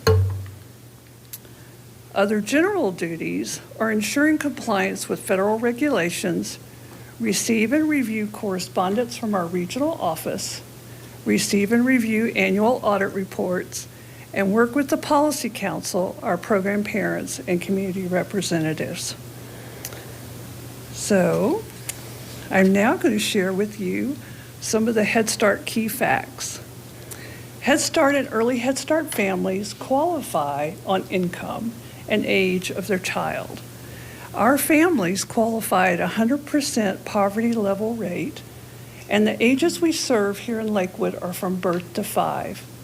We have a total possibility of 100 children, 80 for Head Start, which is preschool age, in center-based classrooms, and then we also serve 20 early Head Start children from birth to 3, and also prenatal moms. Currently, we have 4 Head Start locations throughout the city, and our early Head Start is a home-based program where actually home visitors go into the program and work with parents. This is a look at our budget that you are looking at tonight. And this is what we receive on our federal grant. And you see how it's divided between Head Start and our Early Head Start. And then our non-federal share match and how that works together to give us a total program budget a little under $1,800,000. So how are we doing? The program has experienced an increased interest from families for services, which has resulted in a wait list for our Head Start programming. At the end of 2021, we experienced retirement and resignations from qualified staff in all areas of our program. Recruitment and retention of quality staff remain a priority for the program. This year, in February 2023, we gauged how the children were doing for kindergarten next year. And all of our 4-year-olds are on track and ready to go.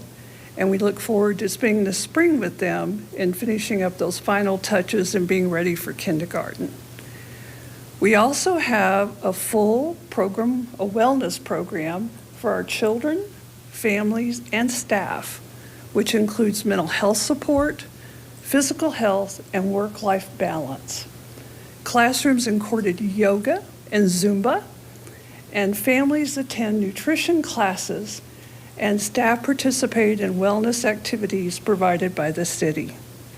I clicked ahead, but one last thought is that the program serves children of various abilities and strengths. We currently average a 25% rate of children with special ed needs. So we are serving the neediest. So this was one of our children doing a nutrition activity, but I wanted to hear what families have to say about the program. First of all, families are very excited that they can come back in the classroom this year, and we're very excited to have them participate in back to school nights, our monthly parent meetings, and the staff also still provide a remote access for families who are working or need other accommodations. We also have access to quality educational environments for preschool children, which allow families to increase their opportunities for employment in a variety of fields.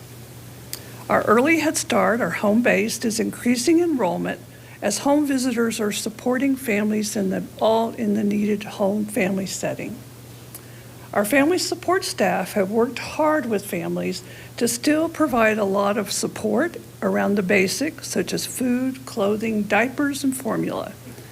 And families have listed as one of their priorities as seeking access to fresh fruits and vegetables on a more year-round basis when our farm shares are not available. And so we're still looking for access in those areas.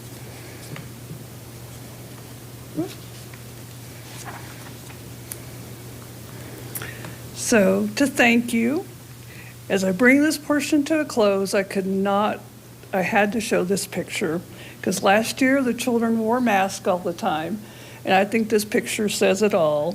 We learn to grow and change in our world, and masks can be used for many purposes.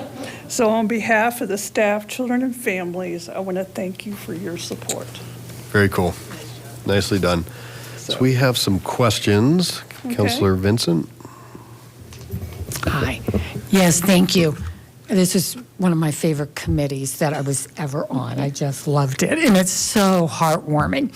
But one of the questions I have is do you believe Mulholland is going to be closing down? So, and I know there was some interfacing, I think, between that school and this particular Head Start where it was located.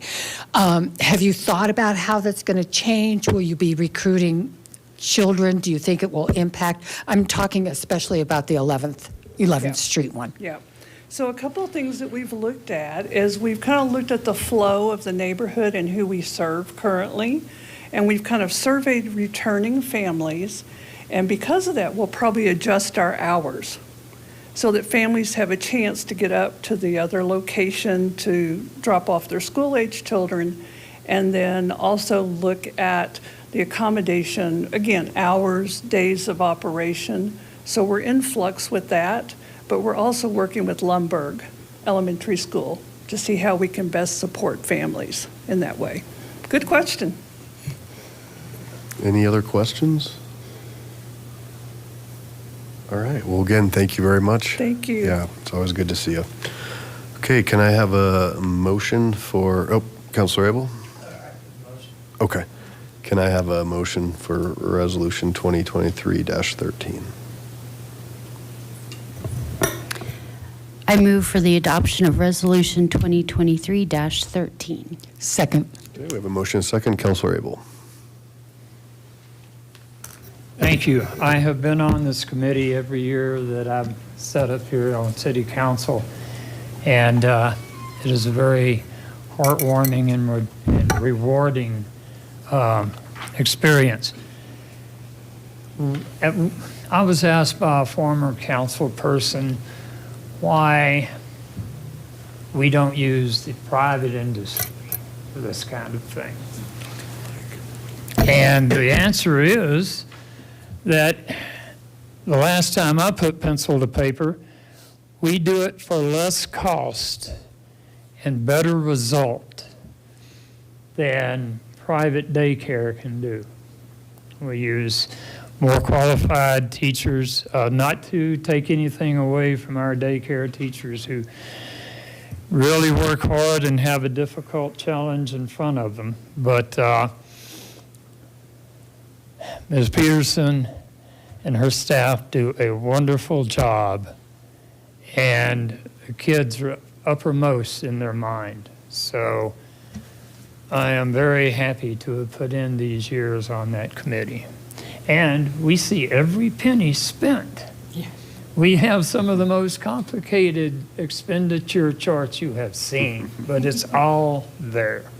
So we're very transparent, and the parents are amazingly involved. So thank you. Thank you. Mayor Pro Tem Strum. Thank you. I just wanted to say a few words as the chair of the committee.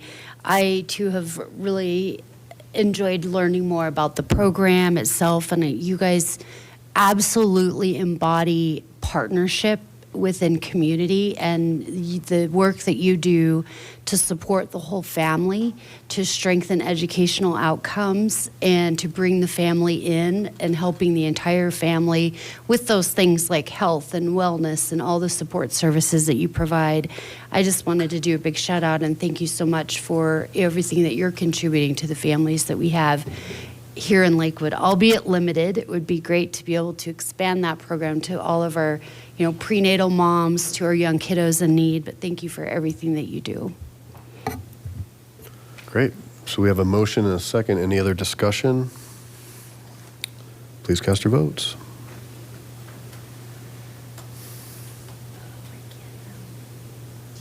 There you go.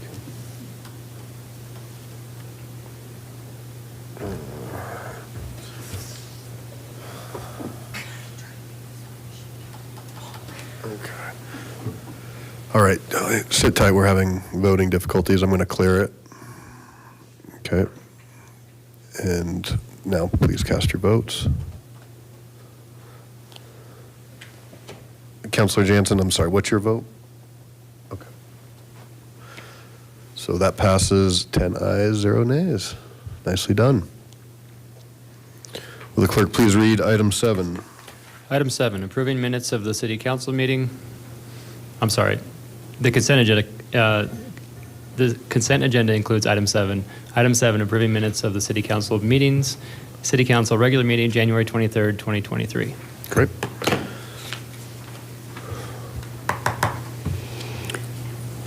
Mayor Paul, I move for approval of the city council minutes, all of which are included in the consent agenda items introduced into the record by the city clerk. Second. Motion and second. Any discussion? Please cast your votes.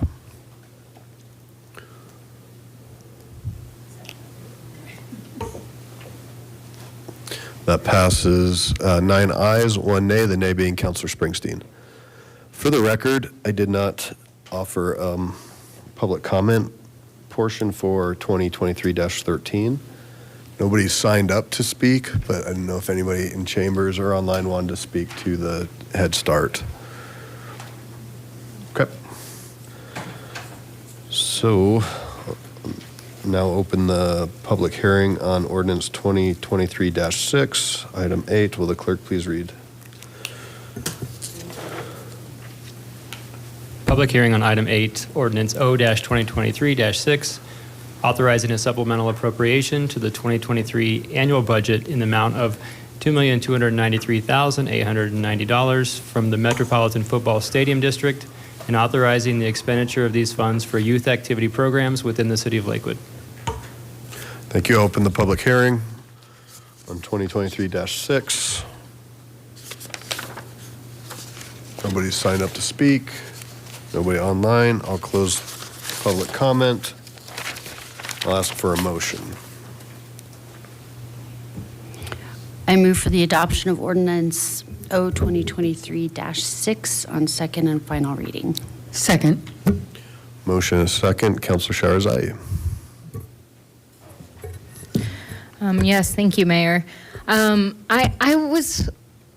There was actually an article this morning in the Colorado Sun. Aurora also received an allocation of these dollars, and they've started a public process for input from the community. And part of the article also stated that there is a requirement in receiving the money that we would need to show like the plan to spend it down by September. And so I was wondering if there is any insight on how we're going to use that money. Okay, I'll stop there. Thank you, Mayor. I would ask Director Kit Newland to come to talk a little more about the program. Great. Thank you. Good evening. Welcome. Good evening, Mayor and Council. As to your first question, Councilor Sharazai, I'm going to look at for the attorney. My recollection of that contract was that there's no wording at all about the timing. And nothing specific except we need to let them know how we spend the money, how we're going to spend it. Mr. Dortek looks like he's approaching. Oh. Good evening. Okay, maybe our attorney Dortek can answer. Thank you. I just want to echo what Director Lammers had said. No, Newland. Newland, okay. I can never remember which. There was a Kit Lammers that used to work here. Anyway, I just want to echo what Director Newland had said, which is that I don't see any timing bar, especially one in October. Yeah. That's interesting that they said that. But I can share with you what our plan is. We talked about this for quite some time because we wanted to make sure that we came up with something that was going to be able to be really meaningful in the community. And we landed on putting the largest portion of it into a savings account that will yield a little bit higher than a normal city savings account. So just a little bit more. And the term is a Colorado Surplus Asset Fund. And so we'll put that money away, and then each year we're going to do a youth activities grant for the community. So in fact, it's coming up in like a couple weeks. The grant will open, and then we'll have $300,000 each year available for other organizations that provide youth programs. And the other thing that we're doing is we're going to help the school district keep the Boys and Girls Club here in Lakewood, and they're going to, since Emory is closing, they're going to move over to Lasley. And so we're providing a one-time $75,000 out of that funding to help them make that transition to Lasley. So, and then we're going to save, when we have projects that we need dollars for that are youth-related, we'll use some of the funds for those purposes as well. Does that answer your question, Counselor? Go ahead. Yes, thank you. Helpful to understand. I also wondered too, because there is the neighborhood participation program that's coming up. I understand that we've got a Title I school that's anticipating putting in a pretty large request for that. I know that there's never enough dollars to fund those projects, and so I'm wondering, is there an opportunity for us to take a closer look at some of the youth activity-related proposals that are coming in through that process and maybe consider a bit of a boost to their request? That's a great question. I guess that's something for us to consider. I can't answer you right now. Okay. Good suggestion. Thank you. Great, thank you. Any other questions? Okay, looks like we have a motion and a second, and this is a really cool opportunity. And I guess thank the new owners of the Broncos for paying a bunch of money for the team, and hopefully they do better. Please cast your votes.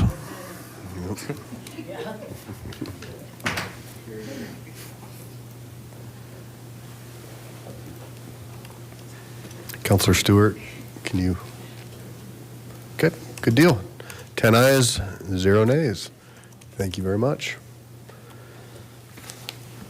Okay, so we'll move into our main event. Does council need a quick break or anything before we? Okay, so it's 8:55. Let's come back at 9:05. Is that fair? All right, so we'll take a break for 10 minutes. Thank you.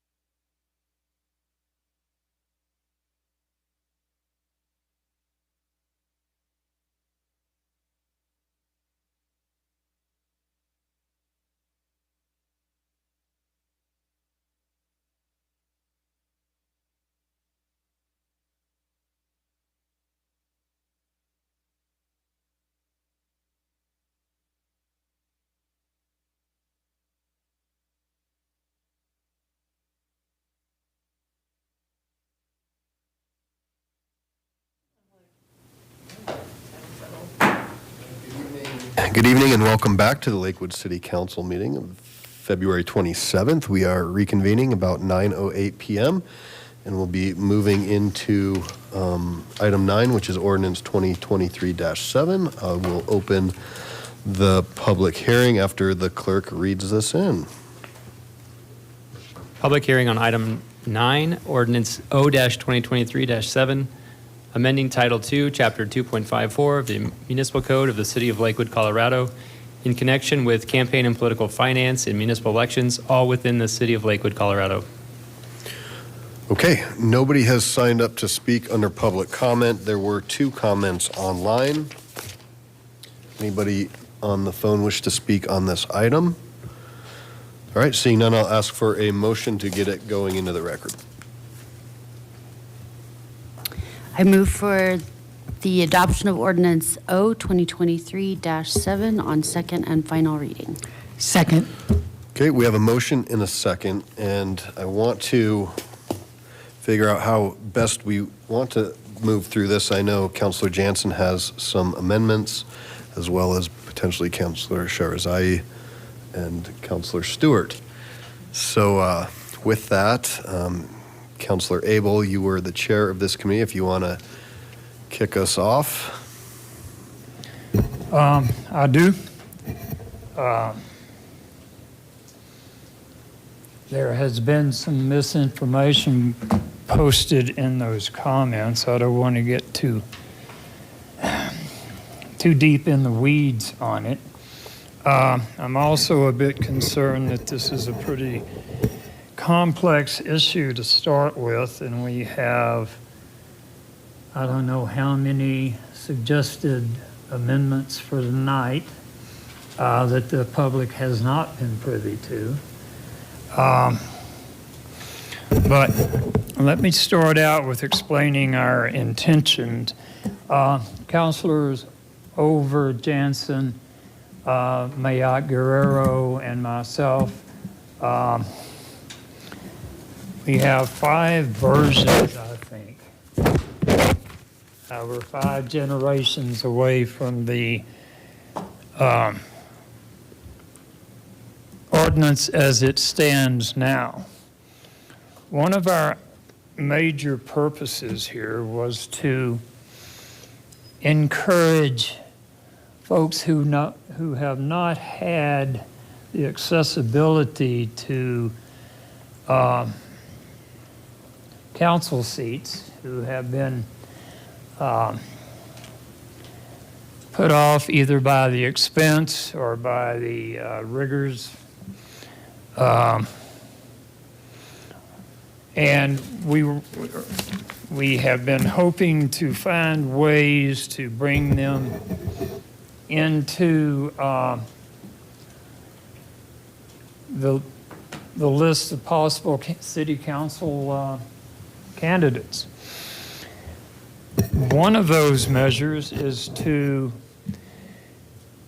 provide dependent care for child care or adult dependent folks who depend on candidates. So now we have a provision in here that would allow campaign funds to be used for care of dependent individuals, adults, and children, while the caregiver is out campaigning. But the biggest obstacle we face is gray money. Gray money, or dark money, are those dollars that cannot be, that are contributed to the benefit of a council person, but cannot be tied to a single individual. We need to know who's giving how much. One of the problems there is that in the last 2 election cycles, 2019, 2021, independent expenditure committees have sunk $890,000 into Lakewood elections, 2 Lakewood elections. The beneficiaries of those, of course, an independent expenditure committee is supposedly independent. However, many of these committees have been formed by the same person.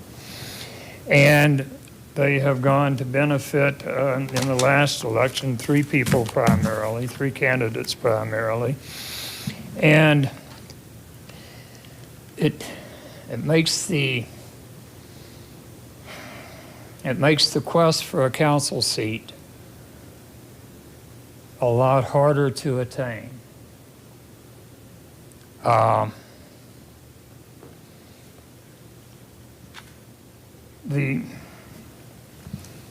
The idea of an independent expenditure committee is that even corporations are people too, according to Citizens United Supreme Court ruling of 6-8 years ago. There's not much we can do about it. Counselor, I need you to talk in your microphone. People on TV can't hear you, or the people on their Zoom. Okay, thank you. Citizens United ruling before the Supreme Court a few years back said that corporations are people too. I have a real problem with that, being a wordsmith. But what we would like to do is to make sure that anyone who aspires to a city council seat or a mayoral seat can afford to do so.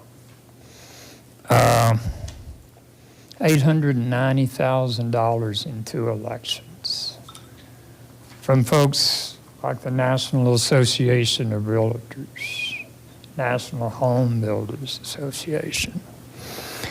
They're not putting that money out there so they can be better members of our community. They're putting that money out there because they have a business purpose in mind. And special interest money goes a long way in Lakewood elections. So, given that, and we have, in our 5 iterations of the campaign finance ordinance, and the fact that we went over it and over it a couple of times in study sessions and other discussions, I think our members of the committee have done a sterling job in putting this together. Most of the changes in front of us are simply changing nomenclature, referring to person and group, or as opposed to some other categories. And I think the document speaks for itself. We had some good input from citizens that attended our committee meetings, and this document is what we came up with. I think it is. I think it will stand on its own 2 feet. Anyway, so with that, let's see where we go with it. All right, Councilor Jansen, go ahead. And if you are proposing an amendment, if you could tell us the page and the section, please. Perfect. So I've got 5, and they're small. But do you want me to do them a motion one by one? Do you want me to read them all? Yeah, well, why don't you, if you just start with the first, tell us where it's at and what you want to change, and then you can certainly make that motion. So the first one's on page 5.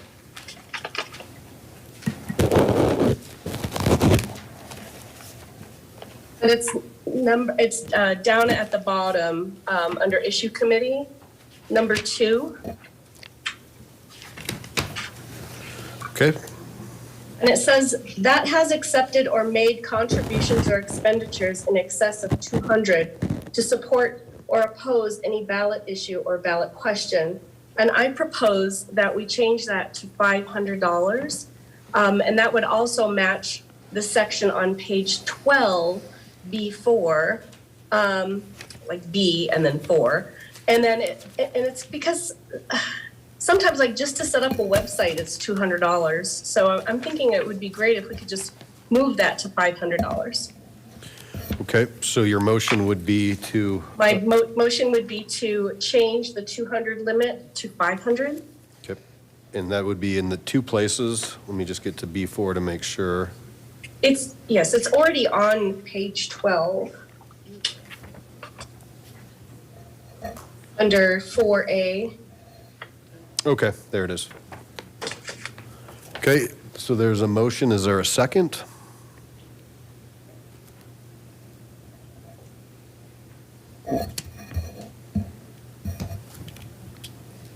I'll second. Okay, so we have a motion and a second.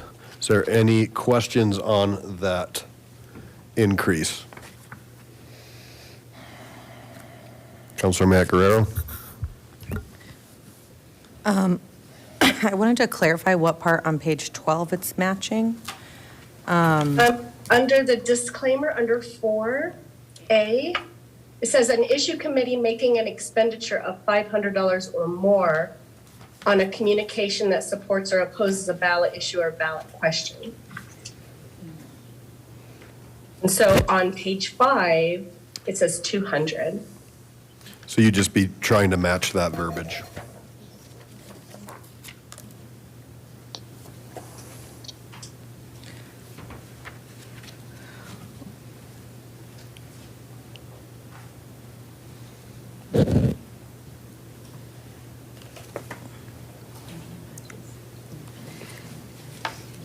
I think for me, they're not quite the same questions. So on page 12, it's talking about spending $500 to communicate.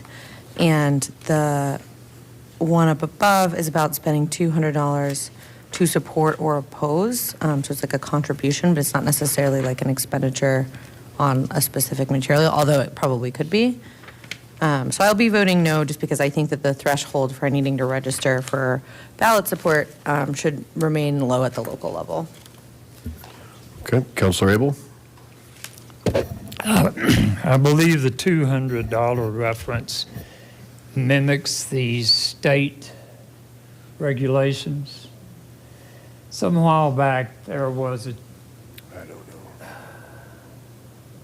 ruling, and I believe it had to do with political action committees at the time, but it morphed into issue. And that is that an issue committee, that a group of interested citizens with a common goal Is this fact? would have to meet that standard before they were required to report. But I have no problem with the amendment put forward.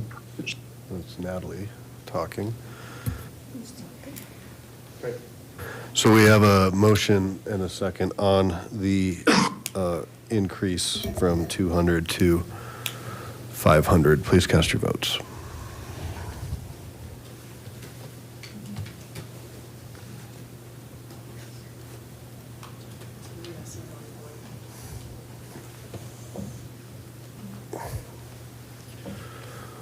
And that is a tie, 5-5, and that fails. Okay, Councilor Jansen, the nays being Matt Guerrero, Stewart, Strom, Sherazai, and Vincent. Councilor Jansen, go ahead. Okay, so on page 8, get to mine. And it's the contribution limits. And I would like to amend where it says during an election cycle, a candidate committee may accept no more than $400. I would like to change that to $1,000 for any natural person or political committee for candidates for city council, and no more than where it says $800. I would like to change that to $1,500 from any natural person or political committee for candidates for mayor. And I believe that making these contributions higher limits may reduce dark money funding.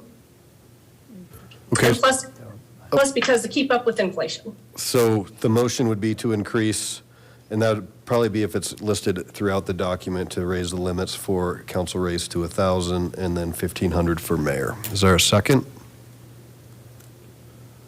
Second. Okay, we have a motion and a second from, I think that was Council Sherzai. Mayor Pro Tem Strom. Thank you. Yes, I think maybe I have a question for Ms. McKinney-Brown. As a declared candidate, I'm curious if I can recuse myself from this vote.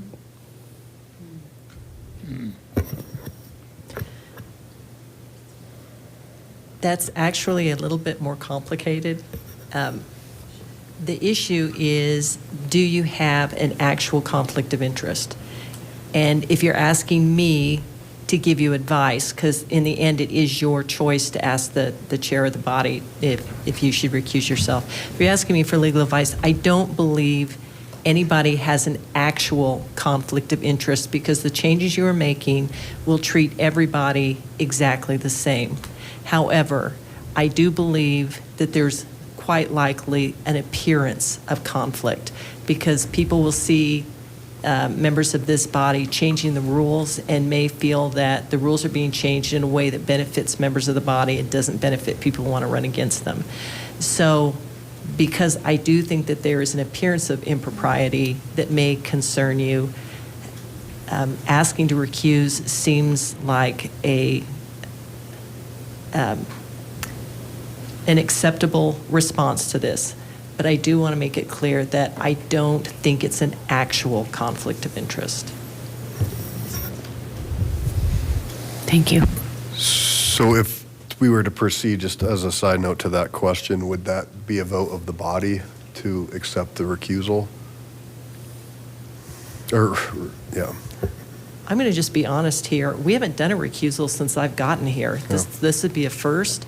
The standard way that every other city council that I've worked with has handled this is that if someone has an actual conflict of interest, they don't have to get approval of the body. But if it is an appearance of impropriety, they would want to seek approval of a majority of the body. Okay. So that would be, yeah, a separate question for council, and that's a simple majority? Okay.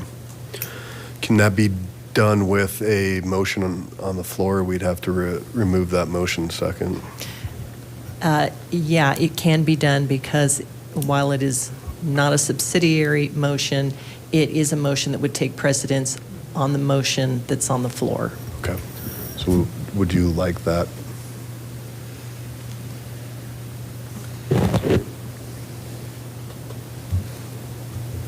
I think what I would feel more comfortable doing is just voting no to that particular change rather than reinventing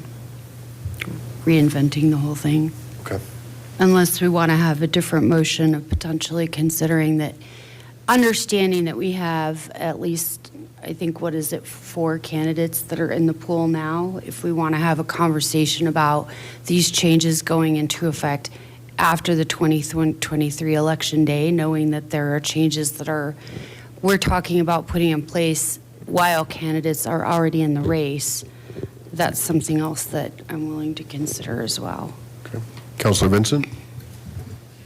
Yeah, I'm just curious, and I'll have to listen, it's your issue, but I'm wondering if you just vote no, if that could change the outcome. You would still have input into it, and it would still change. It could possibly change the outcome of how the vote actually goes, which would be my concern. Councilor Abel? Thank you, Mayor.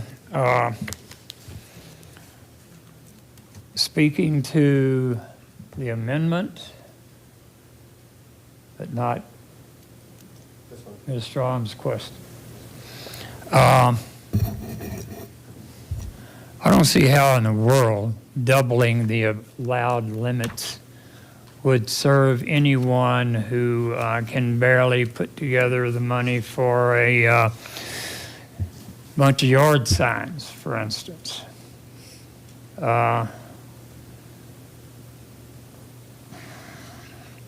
We are a group of folks with some resources. However, folks with few resources face a steep climb ahead of them. And nothing seems to have discouraged IEC contributions in a major way or even in a minor way in any of the locations we've looked at. These folks are going to spend their money on candidates that they think are going to give them what they're looking for. And it is a very, apparently, rewarding participation. So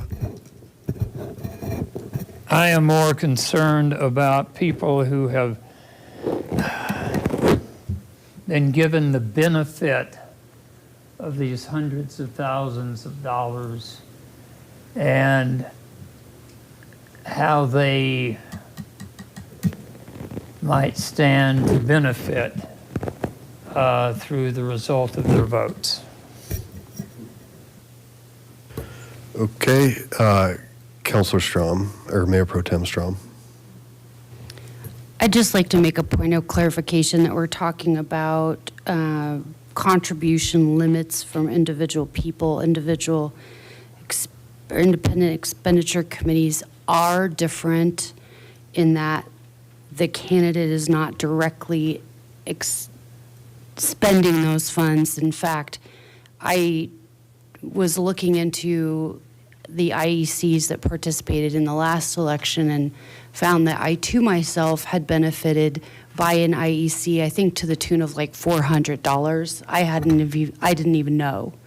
So I do think for our listening community members, it is important to know that there's a difference between contribution limits into funds that the candidate will be directing separate from what an IEC is determining, because they're the ones that figure out where that money is going. The IEC figures out where their IEC money goes. That's all. Thank you. Councilor Shahrazadi. Yes, thank you. I'm glad that you brought that up, Mayor Pro Tem. I think that we're sort of mixing the streams right now, and I want to just make sure that people who are listening in understand that we're talking about individual contributions. It seems that the conversation keeps going back to IECs, and I imagine there's something there more that we could address at a later date, but that is not what we're focusing on tonight. And I guess when I, was entering into this consideration with my amendments, it was really, the hope for a campaign finance consideration is to allow for transparency, which it seems like we're all talking about up here, is this desire for greater transparency. And some of these amendments that I'll be proposing, I think, help reinforce that, where I think the conversation is talking about, an average citizen being able to run. I represent an average citizen, and I think that there's some characterization that's been a bit misleading in that, but that is the situation. I raised 5 times more money than my opponent, and so I just want to be clear that that was separate from the IEC, but that again is not what we're talking about here tonight. So, Councilor Abel, you want to speak to the amendment?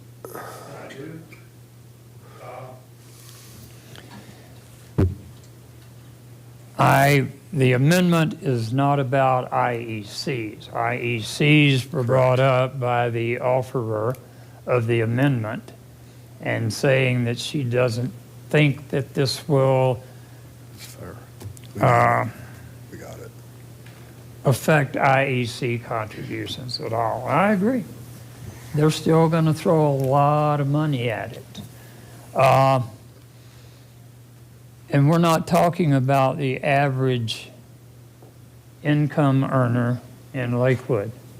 We're talking about those folks who are lower on the economic scale and have valuable contributions to make to our city, but they don't have friends who will throw them $800 or $1,600. So we're looking to bring more people into the mix, and by raising the individual contribution limits, we're negating that.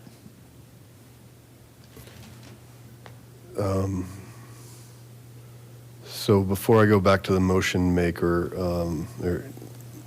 Councilor Jansen's hand went down. Mayor Pro Tem.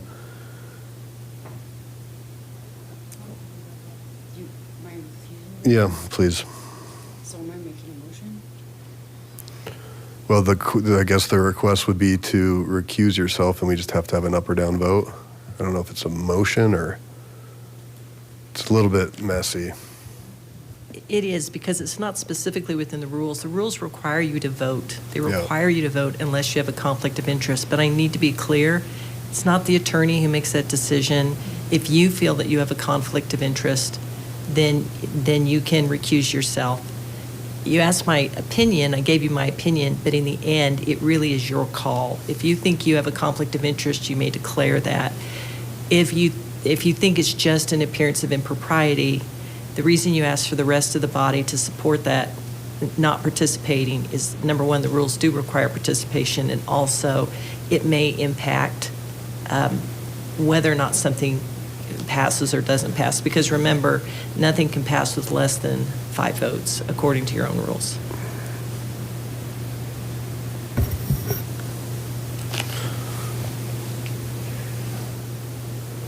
Councilor Jansen. Thanks. I'm sorry. I just thought that it would limit, may reduce the dark money funding. I didn't say it would. Of course, there's always going to be dark money, but it just gives the average person some more. I had some people that wanted to give me more money and they couldn't, and I only took money from Lakewood citizens, and it's just. The signs, you can get, 100 signs? $400 might cover 100 signs now. That's without the stakes, and you got to buy the stakes differently. I just think it would help people more if they could get more in contributions per person. I mean, they don't have to do the whole limit. They could go below, and if they want to go to the full limit, they can. That's what I'm proposing, and I hope you support this. Thanks. So when I first came on council, I don't think there were no limits, and then now there are limits. So I've kind of ridden the roller coaster through all these different iterations, and the fact that you're raising the limit doesn't help people who may have less money be able to run, right? It allows somebody to be able to take more money in a transparent way. So I certainly support this amendment going forward. So there's a motion and a second on this amendment. If there's no recusal or ask for a recusal. Okay, please ask. So I would like to ask to recuse myself from this vote. Although there may not be an explicit conflict of interest, I do believe that there are community members that will perceive this as a conflict of interest, so I would rather not participate in this particular vote. Okay. So we'll start with that vote if council agrees to let Mayor Pro Tem recuse herself.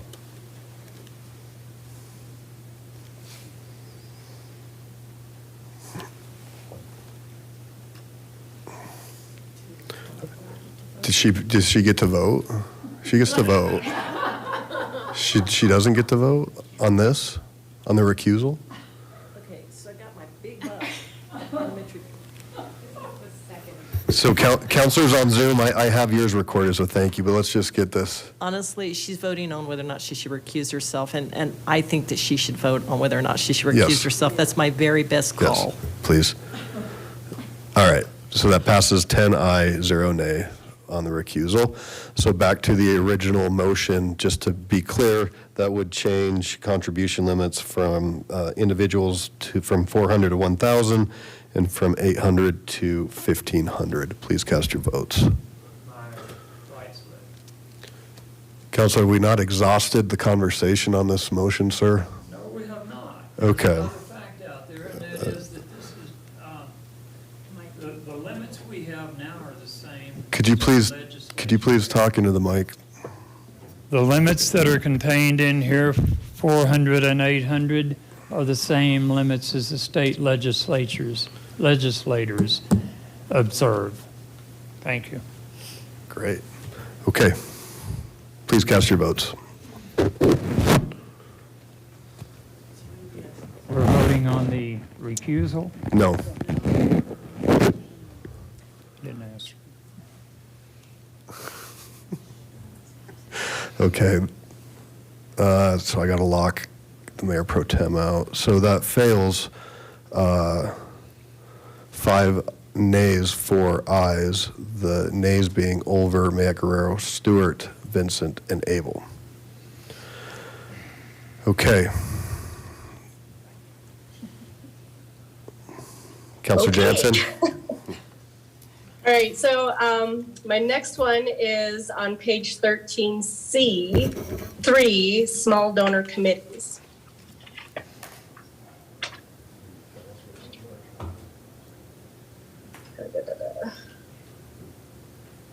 And, well, since the other one failed, maybe this one won't work either, because I was going to increase the contribution from 16 to 2,500. So this probably won't work. Well, you certainly have the floor to make it. Okay, all right, so on the small donor committees contribution, I'd like to increase the contribution limit from $1,600 to $2,500 for mayor candidates, and from $800 to $1,250 for councilor candidates. Okay, is there a second?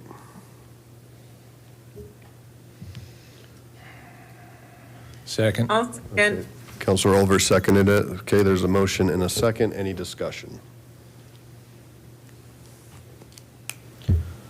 Counselor Abel. One word, wow. Okay.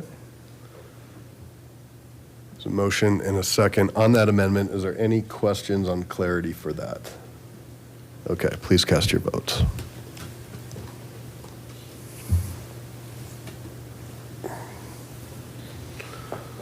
And that fails 7 nay to 3 aye, the nays being Olver, Maya Guerrero, Stewart, Strom, Sherazai, Vincent, and Abel.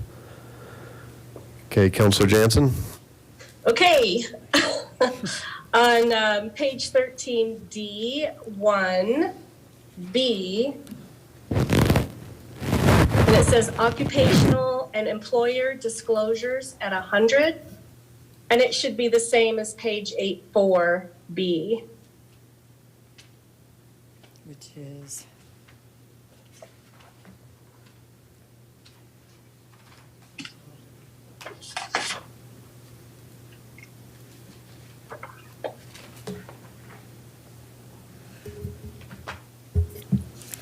Is that a motion? Is there a motion? Oh, yeah, well, I don't know if it's just a mistake or what, but it Yeah. just, Do you just need on, clarification on that? Was that a, Yeah.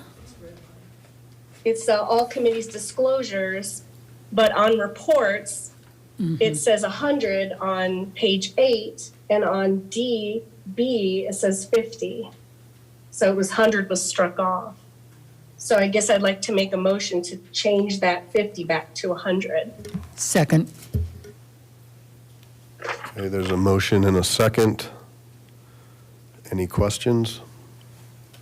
Counselor Matt Guerrero?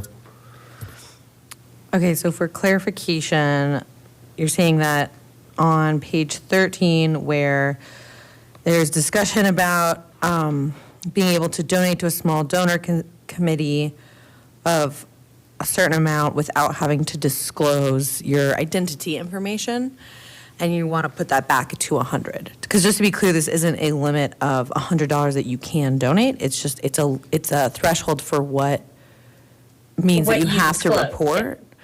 Yes. And so you're saying to put that back at 100, not to put page 8 back at 50, right? I just want to make sure I'm doing it the right direction. Correct. Okay. Okay, any more discussion on the motion? Please cast your votes.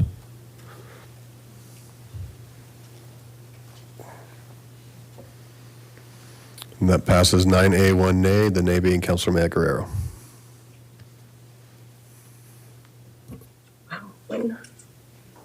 Okay.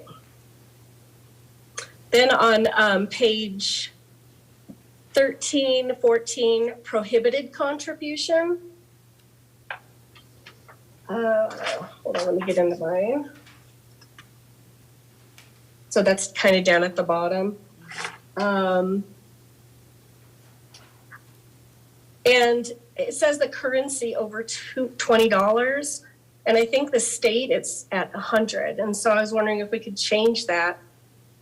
My motion would be to change that to $100 versus the $20. So to clarify, that's Page 13, E2. it's page, During an election cycle, no political organization shall accept a contribution in currency or coin exceeding or of more than $20 from any contributor, or fail to report the receipt of contributors of currency or coin. And the state is at $100. And I was wondering if we could change that to 100. That would be my motion. okay. Is there a second? Second. Okay. This motion is second. Councilor Matt Guerrero.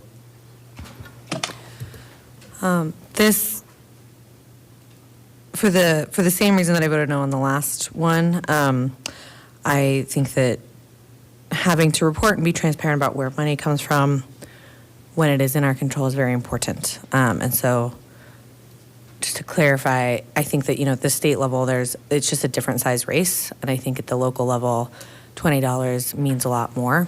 And so it's necessary that we really track who's giving us $20 at a time. All right, I don't see any other comments. Please cast your votes on the amendment.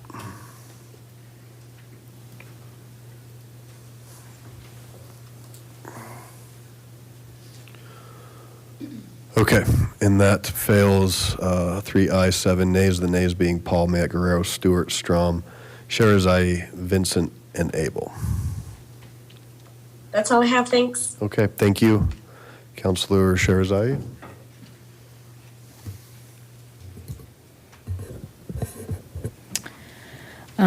Yes, thank you. So I'd like to go back up to definitions, I guess, is where I'd like to start. Small donor contribution.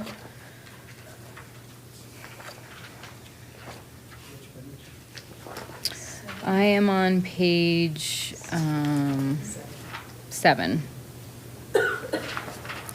So I would like to make a motion to reject the edit here and keep it at $50. I just think that, again, some of these smaller donations matter. And so I know there's some conversation about races that we just had, but my average donation size was $72. And so I think when we increase it by that much, we're allowing a lot of anonymous donations to come into races. And so for that reason, I'd like us to strike the amendment and keep it as is at $50. Second. Okay, motion is second. Councilor Abel. Thank you. I would agree. This suggestion came to us from a community member who is steeped in election knowledge and rules. And the suggestion was that since the state allows 100, we should allow 100. I do prefer the 50, but the 100 is what came out of committee. So I would support this. Okay, so we have a motion and a second. I'll just wait real quick for our colleague to get back.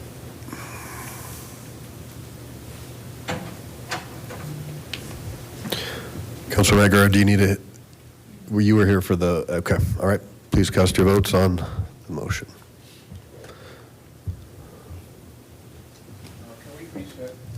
Okay, I'm going to reset. No to move it to 50. Counselor Jansen, you were a no, a nay? Okay.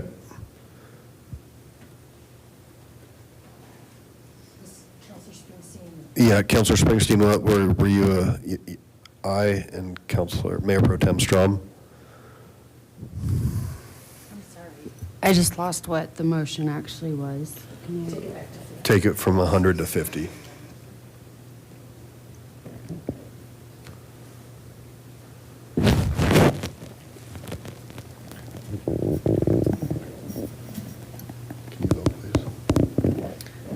What am I doing? So it's Rejecting the edit, rejecting it. so reverting it back to the original From 50. Yeah, to 50. Okay. And that passes 7 aye, 3 nays, the nays being Olver, Strom, and Jansen. Also, just if things aren't clear to our legal team, please let me know. Thank you. Counselor Sharzai. Okay, page 13, section 2.54.030, section C, number 2.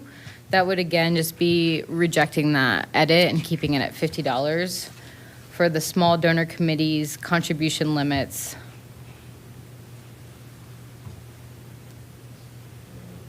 Okay, is there a second? Second. Okay, there's a motion and a second. Counselor Mayak Guerrero. So the other parts talking about contribution limits, we're talking about what needs to be reported. And I just want to make sure I'm reading this correctly, that this part is about the total donation limit, correct? Okay. Counselor Abel. Thank you, Mayor. When the idea came up of the small donor committees, it was suggested that this was like Mr. Dvorak's sewing circle, that all these folks get together and they discuss politics and, hey, I think we ought to donate to this guy or whatever. It is not a lot of money in most cases, and they are identified by donor and how much. So I would support this as well. Okay, we have a motion and a second. Please cast your votes.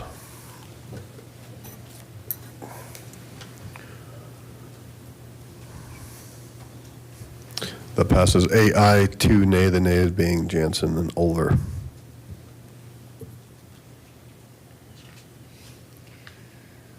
Okay, sorry, these sections are long. So I'm looking at 2.54.04, number 4, page 21.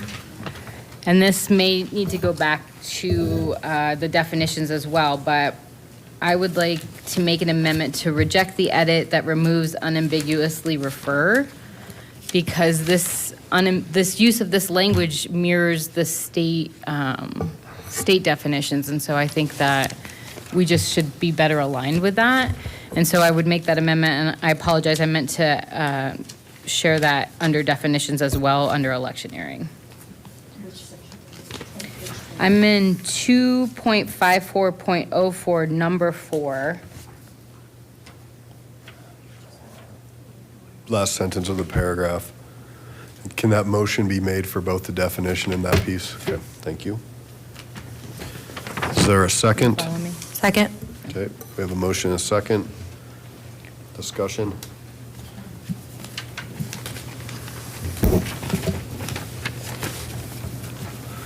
Okay, seeing none, please cast your votes.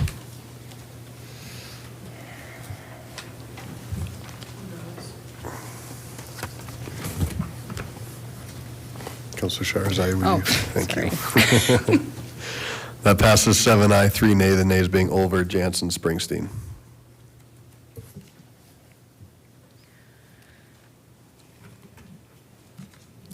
Okay, Section 2.54.050, B 1.2, page 23.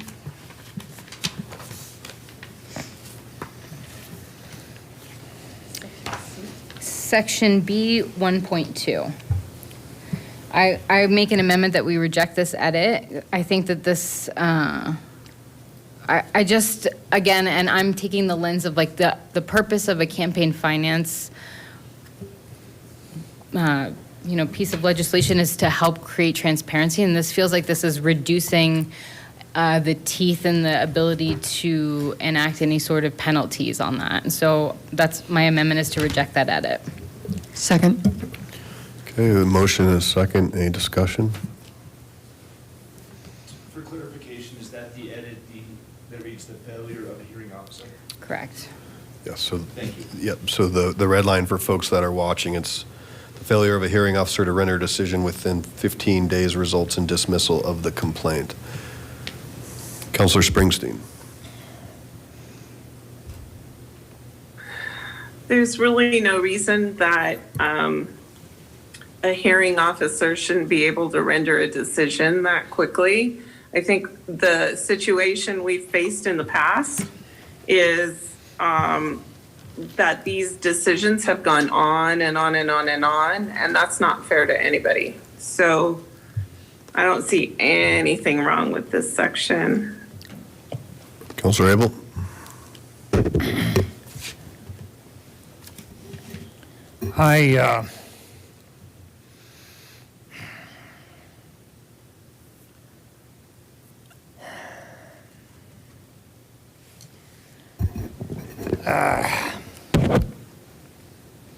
The $15 days is not set in stone with me. It could be a little bit longer. However, we had a case recently, or not recently, but one of our most recent cases. The hearing officer did not decide within 6 months, and only decided then because someone called and said, hey, when are we going to get this decision? And the clerk then called the hearing officer, who had, because it was during the pandemic shutdown, who had just kind of blown it off and not submitted her opinion. So my concern is that we don't want to be hanging out 6 months before we hear what a hearing officer has decided. I'm not, like I say, the 15 days could be 20 days, it could be 25, it could be a month, but 6 months is way out of line. And we need to do something to encourage our hearing officers to remember their duty. Okay. Can I ask just a Counselor point of Sher. clarity? Is there like a SOP that a hearing officer, like, could we add some meat to that to make sure there's some adherence to these timelines? Like, it just feels like to dismiss it completely is maybe not the path forward, but I do understand a desire for these to be addressed in a timely manner, but I'm not sure that that should live here. That's really at the discretion of you all as to how you want to limit any hearing officer. I don't have any particular suggestions for other ways besides something that actually requires a decision or dismisses the complaint.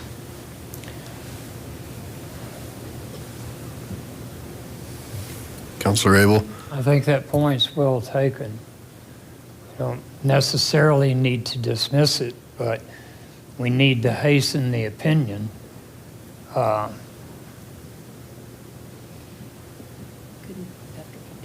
Would that? Are you offering a friendly amendment?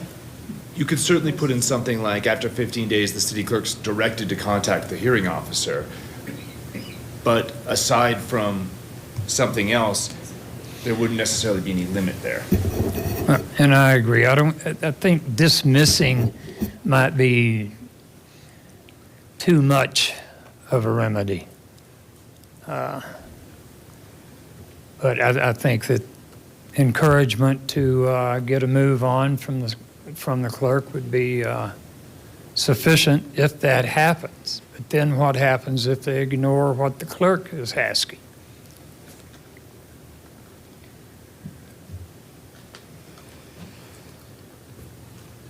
So what I think this might have also been a symptom not only of the issues I think we were facing in the pandemic, but we also had some issues related to hearing officers in general before our new legal team took over.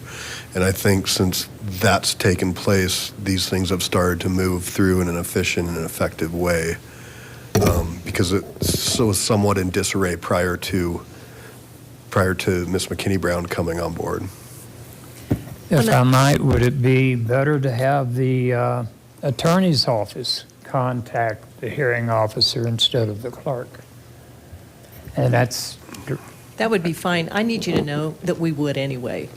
The reality is, we need a decision on these things within hours. I mean, we're in the middle of election, and the outcome matters immediately.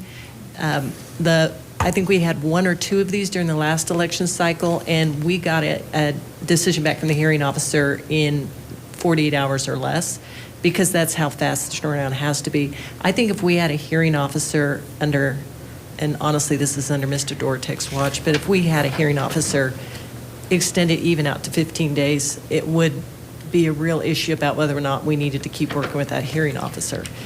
However, I agree with you. I think the idea that somebody filed a complaint and their complaint is dismissed because we have a failure of a hearing officer seems a little unfair as well. But I do think that if you wanted to amend that to state that if the failure of a hearing officer to render a decision within 15 days shall result in contact by the city attorney's office to pursue such decision, something along those lines. While it doesn't guarantee we'll get a decision, I think it gives the city council comfort that we're not just sitting back and waiting. Anyway, I should step back because this is not my area. No, thank you. It is. So is that a friendly amendment that you'd be willing to jump onto? Yeah, I'm open to that. Okay, so the language would change then. Failing of the hearing officer to render a decision within 15 days would result with contact from the city attorney's office. Okay. So that motion in the second, so please cast your votes.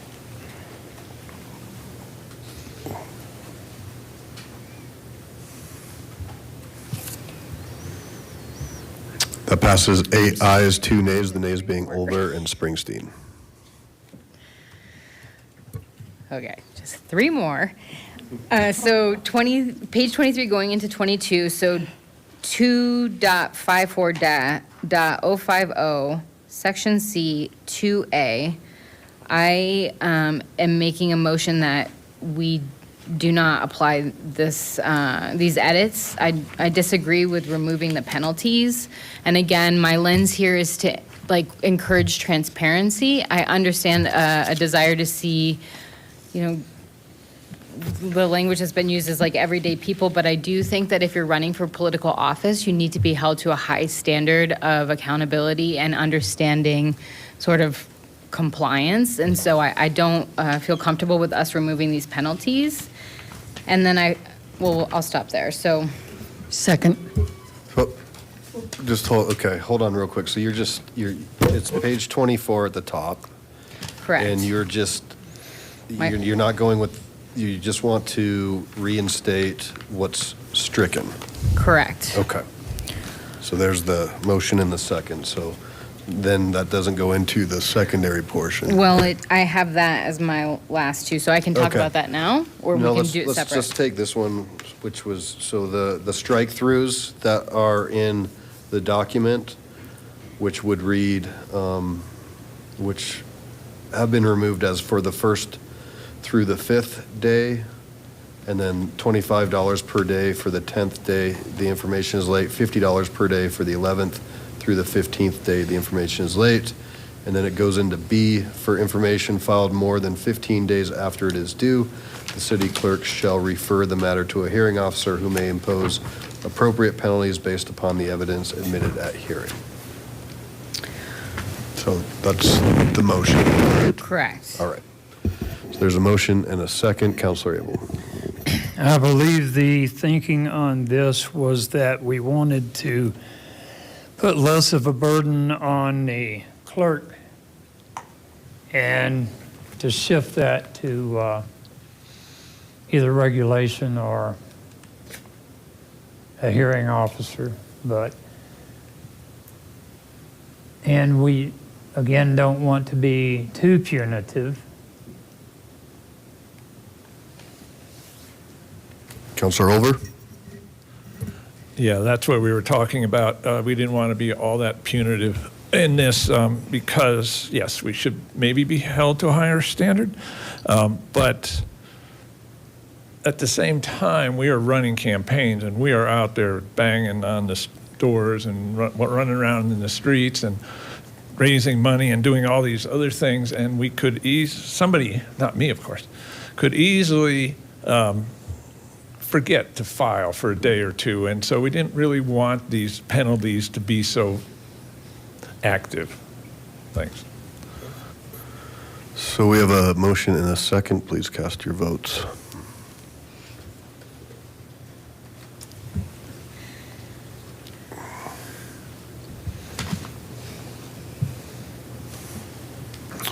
Okay, and that's tied 5-5, so that fails. The nays being Olver, Jansen, Springsteen, Vincent, and Abel.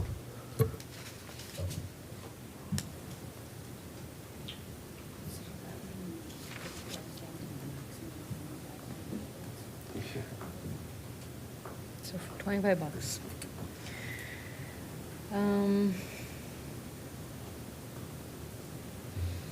Okay, sorry.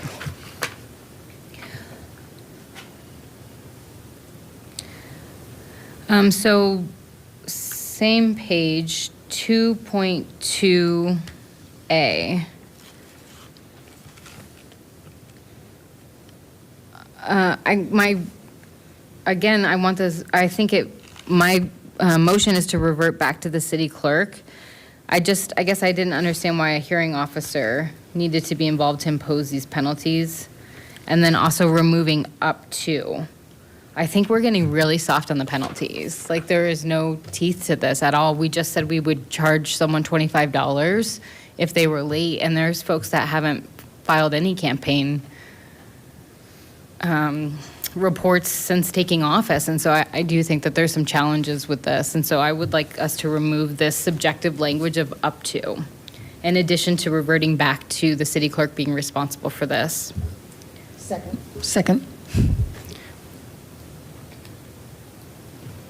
Okay, so better clarification, so Sorry, so my second line of 2.2A, reverting back to city clerk shall instead of the hearing officer may, that is subjective language, and then removing the up to for those penalties, those should be the penalties and not subjective to, a range. okay. So there's a motion and a second. Counselor Abel. Thank you. This came to us from Karen Goldman, a former Lakewood city clerk, I believe, even now in Centennial or Greenwood Village, and a member of our advisory commission.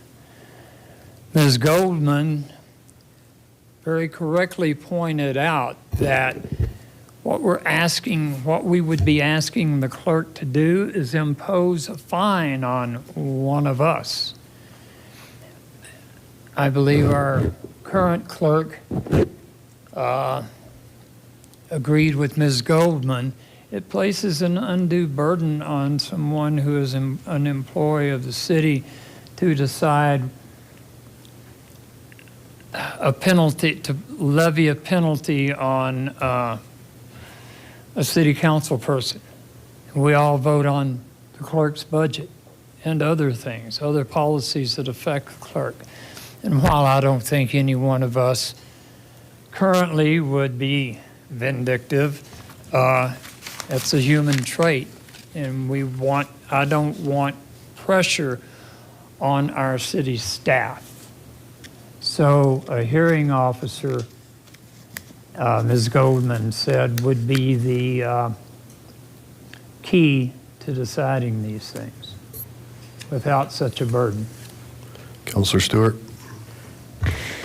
Thanks. Yeah, I think as I read it, actually 2.2A says that it is referring to persons under groups and committees other than a candidate committee.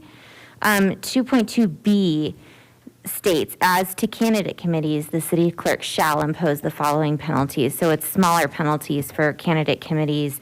And Councilor Sharzai's proposed amendment actually brings into alignment 2.2A and 2.2B.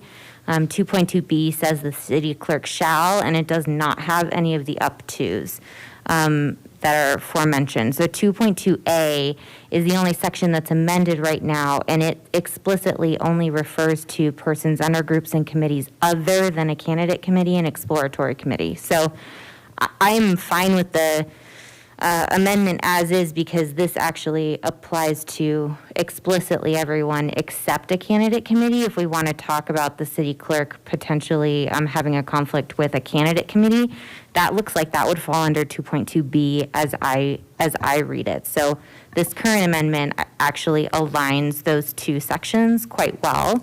And if we are wanting to hold groups that are coming in and expending money in our community for candidates accountable, then I think that this amendment actually aligns with that quite well. Like, we want to have, these penalties are 10 times more for an IEC for not issuing a disclaimer than it is for a candidate committee. And I think that that is actually, feels to me quite in alignment with what we're hoping to do. So just wanted to offer that clarification and say that I support this amendment because of that. So Counselor Olver, then Counselor Jansen. Yes, I was looking at 2.2B, and well, I think you just said it. The penalty there is 100, and 2.2A, the penalty is up to 1,000. So order of magnitude difference. So I see those A and B as different. One is for candidates, and we didn't touch that, and the other is for everybody else, and we did touch that. And I would just address the may or shall. We talked about this endlessly. and that's because it's not a slam dunk. It's not obvious. We can't say, yes, it should be this one or it should be that one. There's arguments to be made for both of them. But the reason we went to may, I almost had that wrong, was we actually had citizens come in and explain that they got caught up in this thing, and they had not put a disclaimer on something, a little blurb on the bottom. And because of that, and because it said shall be charged $5,000, they got charged $5,000. And they're just, a couple of our citizens not doing much of anything. And so and what happened is it went to court, and the judge says, well, it says shall, so I have to charge $5,000.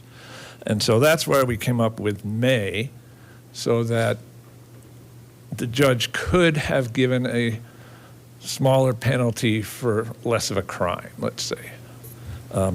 So I'm sticking to may and shall, and boy, did we talk about this one a lot. Thanks. Counselor Jansen? And yes, I agree with Counselor Olver. We did have several citizens come in and talk about this, and the judge did say, if you put up to 5,000, then we can figure out, okay, so it wasn't a humongous mistake, let's, do something, 2,000, 3,000, whatever. It was like a small piece that they sent out, and it ended up costing them $5,000. And so we're trying to do this because to help our citizens and also the exploratory committees, if they're going to do something like this, then it's the judge that actually he can come in and say up to, and that's why we changed it to that. Thanks.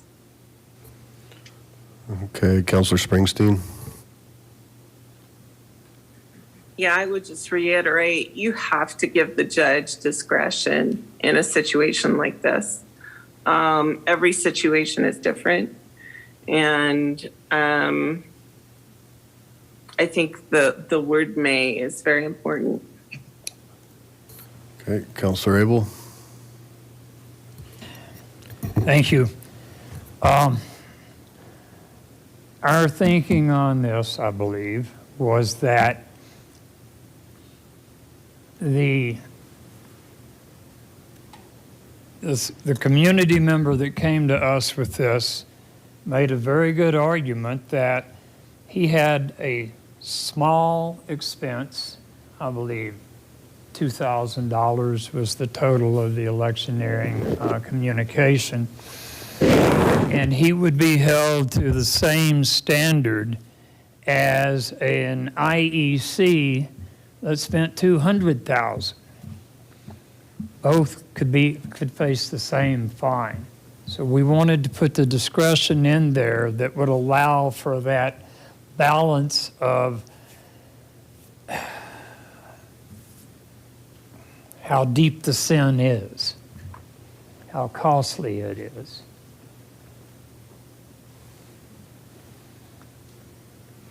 Okay, so there's a motion and a second on that amendment. Please cast your votes.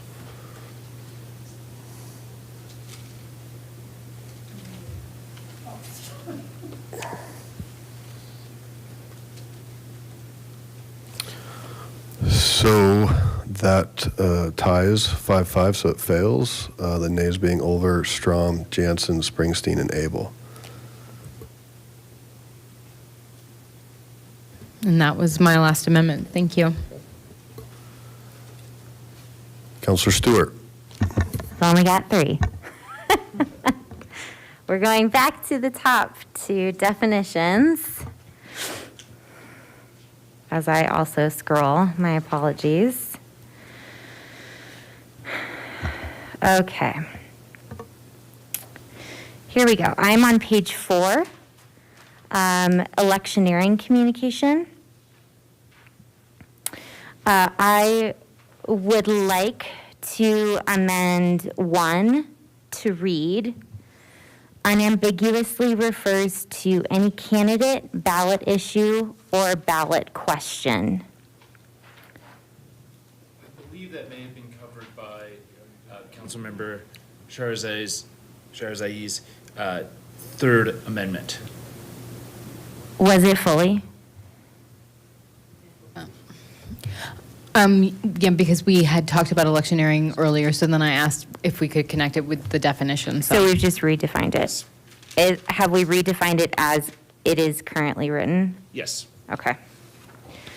I am fine with that. We can leave that one alone then. My next one is page 9. 2.54030 A6D.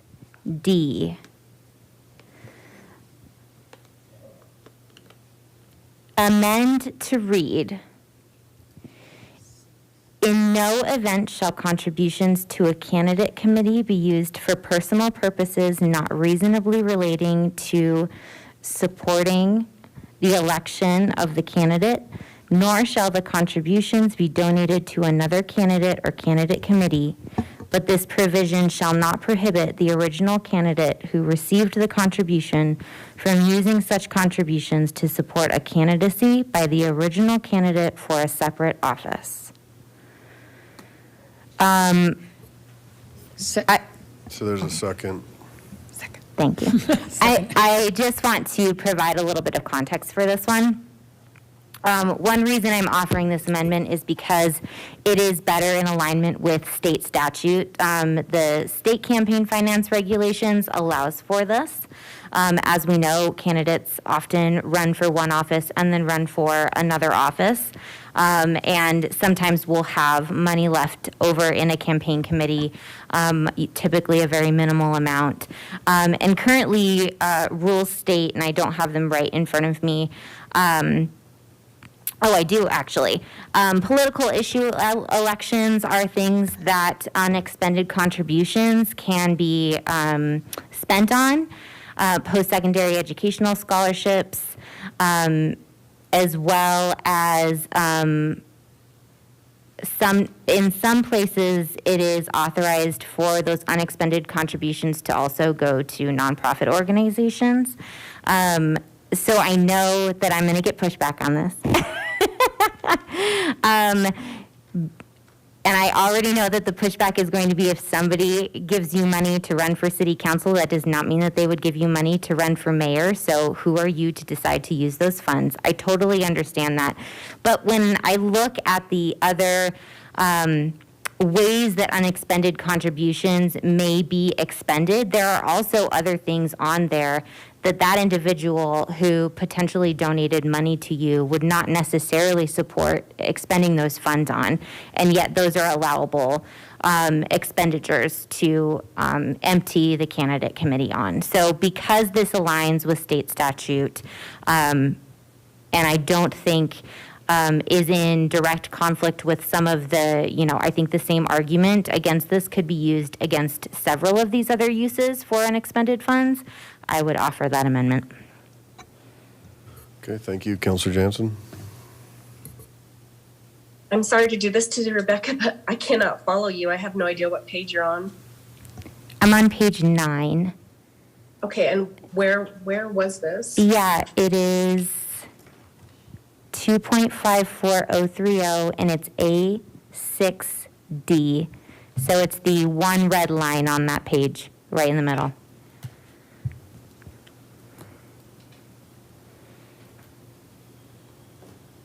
Okay, thanks. Councilor Matt Guerrero.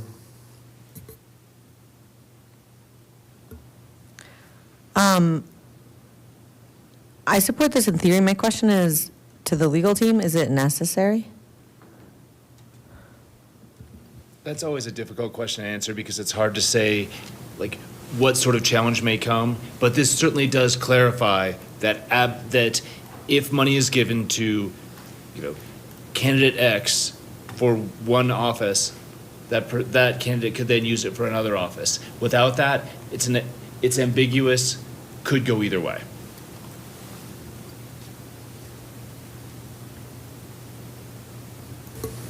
Councilor Abel. Thank you. This is not new. This came from 9 or 10 years ago when former Councilwoman Barroway had a campaign finance committee. And I don't know why it appeared as a change here, but it is long-standing. And I would like to know why this was presented as a change to the existing. And to go a little further, I might be more than happy to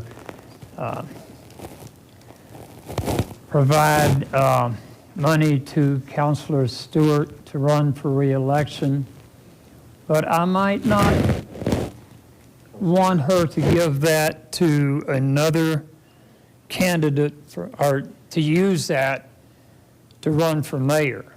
Because I might, as the original donor, prefer another candidate for mayor.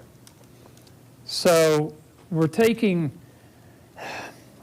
a donor should be able to contribute to the person and that he wants to see in a specific, or she, in a specific political position, be it mayor or council person or state legislature.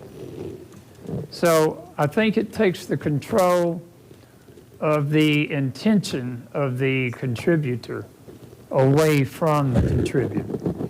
These other things, I don't see how you can, like, the last time I had an overage in ancient times, it went to the animal shelter. How can you compare that to giving it to another candidate or using it to promote yourself to an office the donor didn't originally want it to go to? What of these other uses do you see that has that kind of political connotation?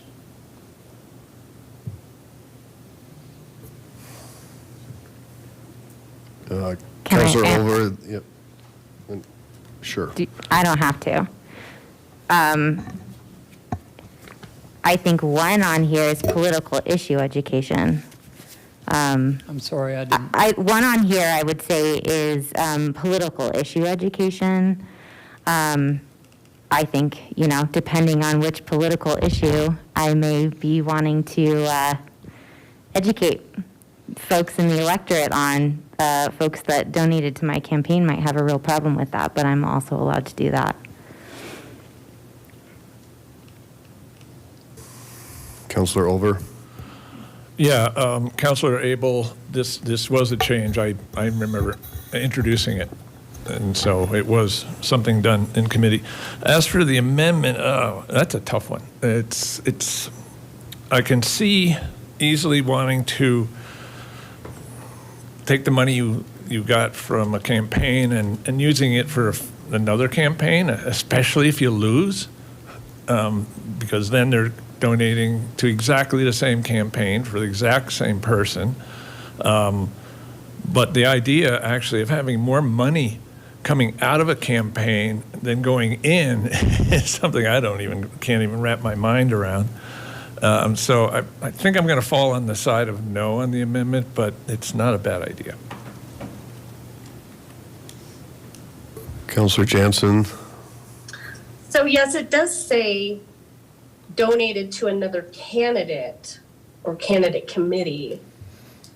And so I don't think you should be able to use your campaign contributions and give it to another candidate, because your intention of your benefactor or the person that gave you the money, it was for you and your candidacy, not for someone else.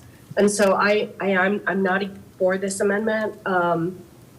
But if you're using it for you're the same person, like candidate X wants to run for another office, I don't see a problem with that, but as long as it's not a whole different candidate. So I'm probably going to say no to this amendment. Thanks. Councilor Matt Guerrero, then Councilor Vincent. I just wanted to clarify, because I think I heard both in Councilor Abel's and Councilor Jansen's comments, a nervousness about that the amendment is to spend money on candidates other than yourself. And so I just wanted to clarify that what you are trying to put into the amendment, and let me know if this is not correct, is that you are guaranteed to be allowed to spend your campaign's money on your future campaigns, but not on someone else's. You're not trying to remove any of those components that are earlier in that talks about not giving it to other candidates, not giving it to other issues, whatever. And it's just very specifically about, like, you can spend the money that you fundraised on yourself again. Okay, great, thank you. In that case, I'm in favor of that amendment. Because I agree that, it can get tricky trying to put it. That's what I was going to say, so. Using the money for other people. Okay. So Councilor Jansen, your hand's up. Yeah, sorry. So Councilor Stewart, could you maybe restate that part of the amendment? Thanks. Sure. I want to clarify that the language that is in there in red is still contained in my amendment. So I don't want to be able to give my campaign money to Councilwoman Mia Guerrero's next campaign. That is illegal. It always has been. It shall remain so. The sentence that I have added is simply a clarification that, like you were saying, Councilor Jansen, your own campaign committee money that is left over from a previous campaign may be used for you as the candidate again to run for another office. There's just no, like Mr. Jortik said, there's no clarity. This just provides clarity that that is an allowable use, because if we don't put this in there, then there's some ambiguity. It's currently legal at the state level, but there's nothing specifically in our Lakewood ordinance that would allow or disallow that. And the language that we have in there right now seems to disallow it. So this is just a clarifying sentence to add on that says it's okay explicitly. Okay, so there's a motion and a second. Please cast your votes.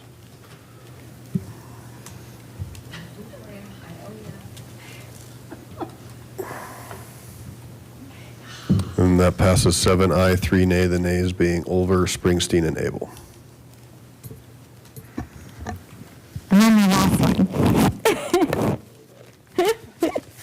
Okay, page 20. 2. This is a lot of numbers. 2.54.040 1A4. Ooh.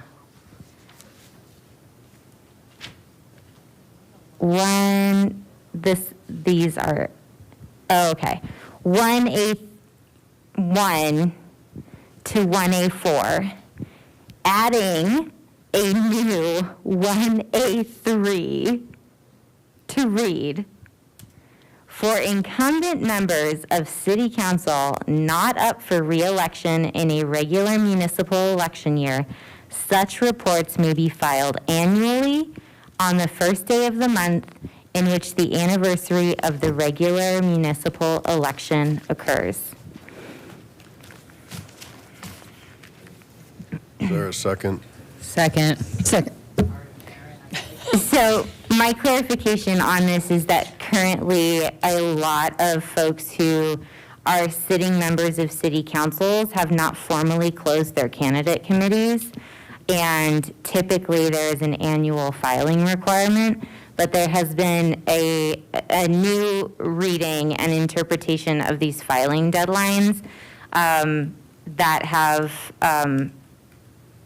been read to ask candidates who are not up for election in the municipal election year to start filing quarterly and then weekly reports up to an election in which they are not on the ballot. So this is just a clarification that if you're not on the ballot and you have an open candidate committee, your reporting requirements are annual, because that clarification is currently not actually in there right now, even though it has been kind of an understood expectation. Okay, thank you. Councilor Abel? I agree that it is a difficult chore to keep up with all the filing deadlines. It is also more work for our clerk's office to keep up with. But I'm concerned that we're making two classes of candidates, the incumbents and those who hope to be incumbents. So is there a legal concern with that? Or, you know, again, I do think it makes things a lot easier for the clerk and certainly a lot easier for the incumbents that are now trying to deal with our regular meetings, study sessions, committee meetings, public appearances, and that sort of thing. I'm just concerned about one kind of candidate as opposed to another. And I think what this is specifically addressing is the situation that a lot of you all are in, where you're not current candidates for an open position, you're incumbents. And I don't believe historically or actually we've had opposition candidates at this point in the cycle, 2 or 3 years before. So I don't know if it's ever come up where someone has said, I'm not worried about the 2023 race, I'm now declaring for the 2025 race. we could certainly add in something saying if it's, 3 years out from the election cycle, though that would very much complicate things. So I have a lot of lights up on this one. And I think I recall, though, this was going back to something that most of the folks who've been on this body have only had to do once a year. And some don't even fill those out, right? So what's the I think, harm in going back to where we are, at least with that interpretation. So I have Counselor Vincent. Yeah, I need some clarification. So I'm term limited. I'm not running for anything ever again, right? So to speak, yeah. I can close out all my stuff now, and I don't have to file any more reports.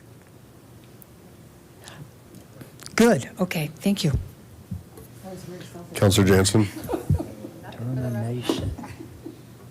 Okay, so I agree with this, but then I did find on page 2, under definitions, if you come down 1, 2, 3, 4, the 4th paragraph says a person who maintains a candidate committee after an election cycle but has not publicly announced an intention to seek election to public office in the next or subsequent election cycle is a candidate for purposes of this chapter. So we might have to change that. I'm not sure. Just clarification. So we can get that. And Counselor Stewart, your light's still on too, so if you want the floor back. I was just wanting to address the legality question. This, again, I brought this forward because it's more in alignment with state statute. They have separate filing calendars depending on whether or not your election is within, 18 to 24 months versus if you're filing for an election that is, if you're not appearing on the ballot that year, you have a different filing calendar than somebody who is appearing on the ballot that year. So that's why I brought this forward, is it felt more, and to your point, it's way easier on the city clerk, especially during an election year when they're dealing with a lot of things. They don't really need to be dealing with us.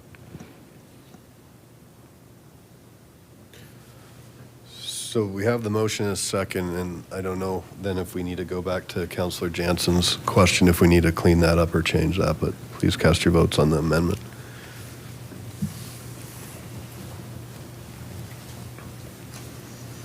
That passes 9 aye, 1 nay, the nay being Counselor Springsteen. Counselor Abel. Thank you. Our attorney has made a reference to something 3 years down the road or 2 years down the road. And earlier the question came up about which election cycle will this pop up in. Of course, I guess since we don't define an election cycle, we're always in an election cycle. But, so do we have any idea of what would be the most precipitous timing for this? Since people are already announcing, the last time we adopted a campaign finance package, the deadline was February the 1st. And that put us right in the middle of folks who had already announced. So, and some folks weren't even aware, Mayor, of the February 1st deadline at the time. So what would be yours? I'm sorry? I'm not familiar with what you're talking about. So what would be, well, you were surprised at the time, and I was Mayor Pro Tem, and you asked me, or you seem to not be aware of that February deadline. Okay, I don't recall. It doesn't seem to be accurate, but please. If your memory is not as good as mine, I feel for you. So when are we looking at this going into effect? Do we want to do This it ordinance? for the immediate next election that people are already announcing for? Do we want to push it out farther than that? That is a decision to be made by you as a body. And is that something we should do tonight? That's a decision you can make as a body. I can't, I can't say Sure. what would be the best political decision or the best managerial decision, but there's no legal issue with changing it on the typical cycle that an ordinance would go into effect, or passing it and specifically saying that it doesn't go into effect until a date certain in the future. Okay. Okay, yeah, that's a good question. So there is an amendment from the Mayor Pro Tem, and then Councilor Magro, do you have an amendment? Or just a? I was going to speak to timing. Okay. Mayor Pro Tem should go first. Cool. I, for my amendment, would like to take us back to page 24, looking at the fines imposed, top of page 24. Some comments have been made tonight about, making sure that the cost of running a campaign is accessible to all. In addition to, yes, the knowledge that when we are running campaigns, there are lots of cylinders that are going, lots of things that are going on, and but at the end of the day, another comment was made that we are basically signing up an indication of interest to be in a position that is very rules-based. We are deciding on policy, and if we're coming to that role not willing to adhere to certain rules, I think that in and of itself is a concern. And so to put a maximum of fee of $25 doesn't seem appropriate. So I wanted to bring that back up for consideration. If we look at the way the amendment had been written, prior to the addition of that the maximum, we get to, at the 15th day, we get to $475 thereabout. And I was just doing loose math, so I'm happy to say I might be $25 off here or there. But I do think that a $25 maximum is not punitive enough for someone that is 15 days in on filing a report. And at this point, we also know that the clerk has notified them 3 days in. So I would like to propose that we readdress having that maximum. And I think maybe the easiest for tonight is just to remove that maximum and revert it to the $10 through the 5th day, 25 through the 10th, and then 50 per day up to the 15th, Second. but not touching B.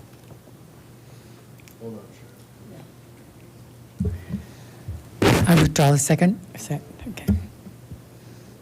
I don't think we can. There needs to be somebody on the losing side to bring it back up for reconsideration. Is that accurate? Actually, did it go down 5-5? So that was part of a larger amendment earlier.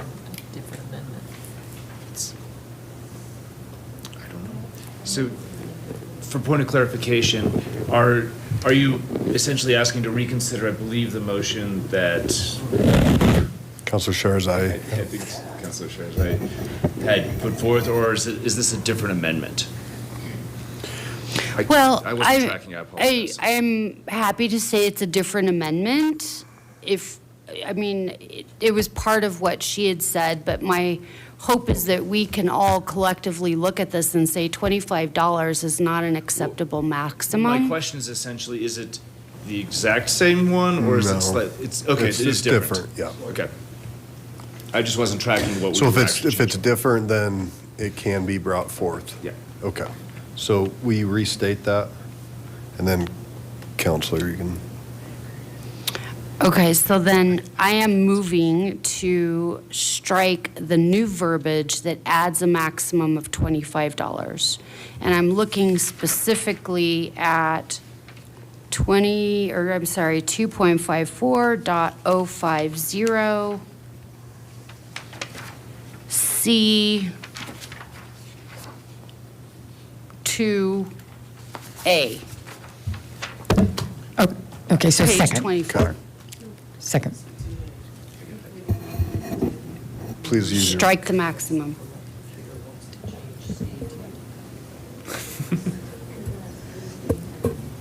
May I ask a point of clarity? Please. So I just want to clarify, you are just, your amendment is to strike the maximum, so it would read, imposed by the city clerk for up to $10 per day, the information is late, and stop there?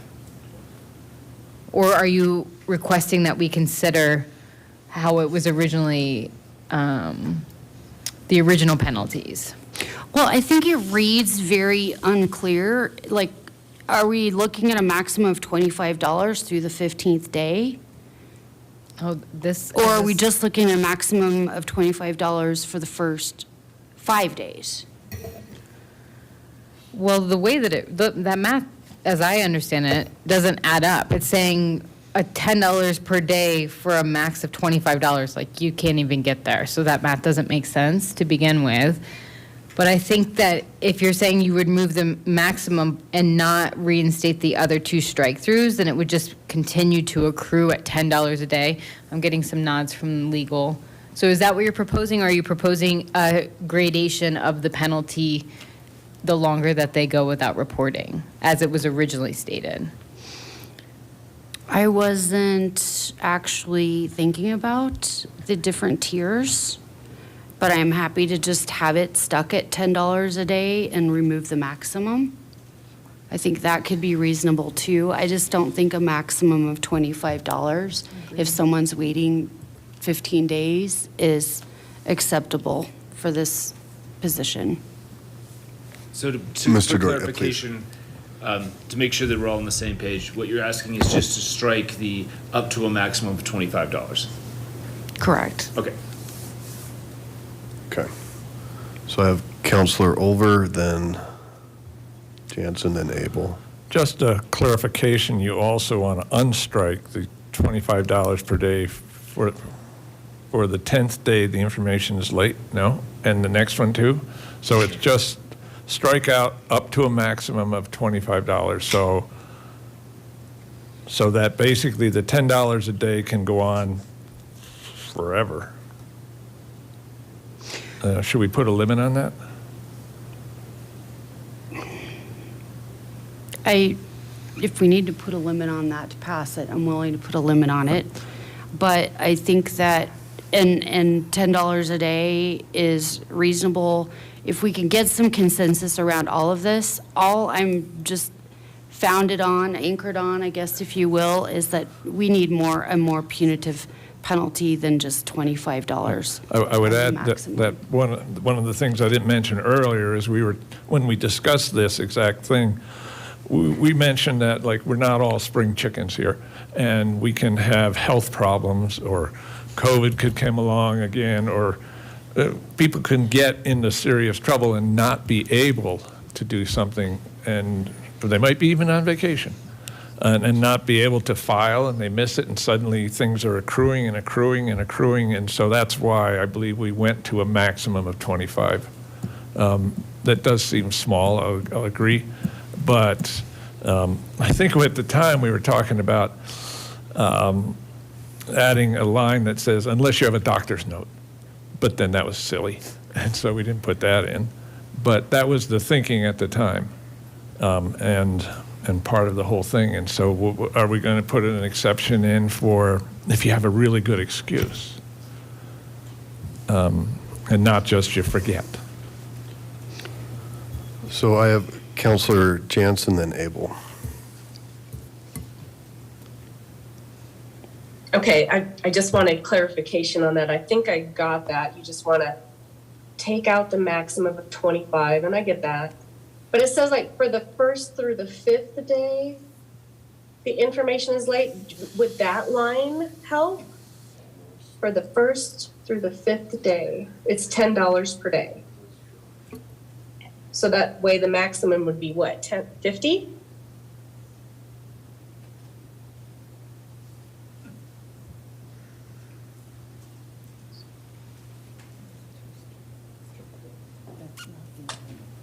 Yeah, well, no, I know.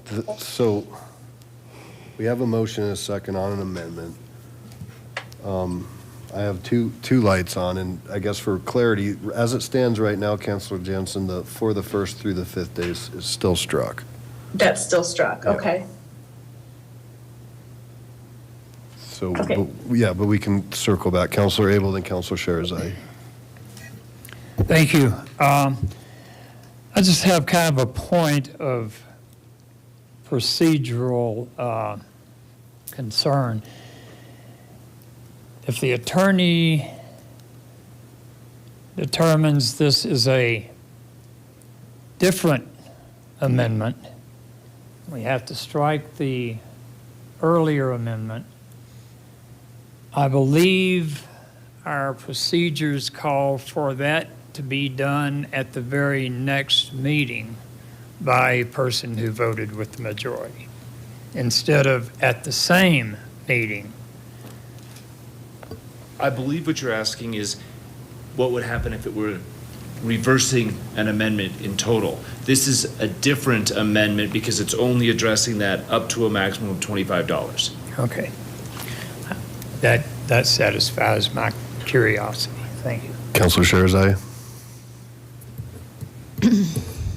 So I want to clarify, because the amendment that we discussed when I put this forward, and I'm wondering if this is why it failed, is because it was 2A and 2B at once, were paired for discussion. So I would like to offer a friendly amendment of just reverting back to 2A as it originally stood, because I think the point that you're trying to make, and you're getting some consensus here, is $25 is like not a penalty. So there seems to be a little bit more of teeth to how this was originally stated, and so I would just offer, could we consider reverting back to how it originally was? That is still a separate amendment from what we had discussed when I proposed it. So what would that then state? Yeah, please. Okay, so it would go back to city clerk of up to $10 per day for the first through the fifth day, the information is late, and then $25 per day for the 10th day, the information is late, $50 per day for the 11th through 15th day, the information is late. So just a reversion back. The amendment then would be just a dismissal of the edits offered. Do you accept that? I accept that. Okay.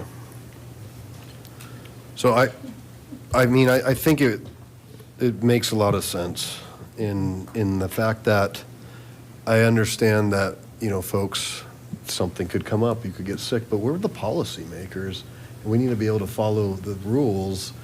I mean, you're going to be in a position where you're making the rules for the community to follow, and so I think it's important that if you're taking this on, there's a responsibility to do that, and not to just say, you know, I got busy. Well, this is a serious job, and people are putting their faith in you to represent them, and I think that we should be accountable to follow the rules and be able to follow deadlines and file things effectively and efficiently. Councilor Olver. Yeah, I was going to add something to that is also, it's not just me getting sick or being on vacation, that's silly. But if there's sickness in the family, death in the family, I'm dropping everything, and I don't care what happens here at all, whether I've committed to something or not. But what I was going to point out is right on the very top line that says up to $10 a day, and that covers us, I think. Although it puts a burden on the city clerk, and I really hope you got my Christmas present a couple months ago, because don't do it, because it's up to $10, and that covers us. I would hope that if somebody does have a good, I hate to say excuse, a good reason for not being here, and everybody agrees that he doesn't impose the maximum fine on us. Okay, or a candidate, not just us. Councilor Jansen, and then let's see if we can take a vote. Okay, so Counselor Sherzai is putting her amendment back in after we've already voted on it? No, it's decoupled, so it's not the same motion, which the attorney said that we could do. Hers was a two-part, or there was more to her motion earlier. I don't understand. I thought if that fails, she needs to bring that back at another meeting? No, I no, don't ma'am. understand how can she just redo her amendment? So we're redoing her amendment and we're re-voting on it. No, the amendment is different from the initial amendment. It's not the same amendment. I'm totally confused about what this new amendment, I thought we were just gonna strike off the maximum of $25. No, a friendly amendment was offered. What was the friendly And amendment? I accepted. don't understand. It sounded Okay. like she wants to put hers back in. So her original amendment proposed had more to it than what was, so this is a different amendment. It's not the same amendment. Can you read the very first amendment, please? May I Please, respond? Councilor Yeah. Sharazai, please. So the original amendment coupled 2A and 2B, rejecting both edits in those areas. And so now we're going back. Mayor Pro Tem Strom has offered removal of up to a maximum of $25. It sounds like we've got consensus that people are feeling like this isn't enough of a penalty. I'm offering the friendly amendment that decouples what I originally stated and just to revert back to the original 2A format. So. Thank you. You're gonna unstrike the $25 per day and the $50 per day. Correct. I don't think this is right. Okay. Because Councilor- you're like it's like you're taking part of her amendment and just redoing it, and it's already failed. But the council, okay. Councilor If Springsteen? it's a friendly amendment, you can't just make the same amendment a friendly amendment. No, that's the distinction, is that this is not the same amendment. The original amendment that she had failed. So, Right, which includes striking the $25 per day and the $50 per day. however, the friendly offer brings that back in, but it's not the same amendment that failed. It's a different amendment. Councilor Springsteen? I agree with Counselor Jansen. We already voted on this. I don't understand why we're voting again. And also, it is not clear. I have no idea what we're voting on right now. Okay. So for clarification, can you just please reread the motion and the friendly, the amended motion with the friendly insert?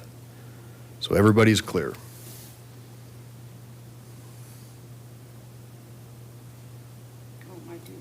Councilor Sharazai, please.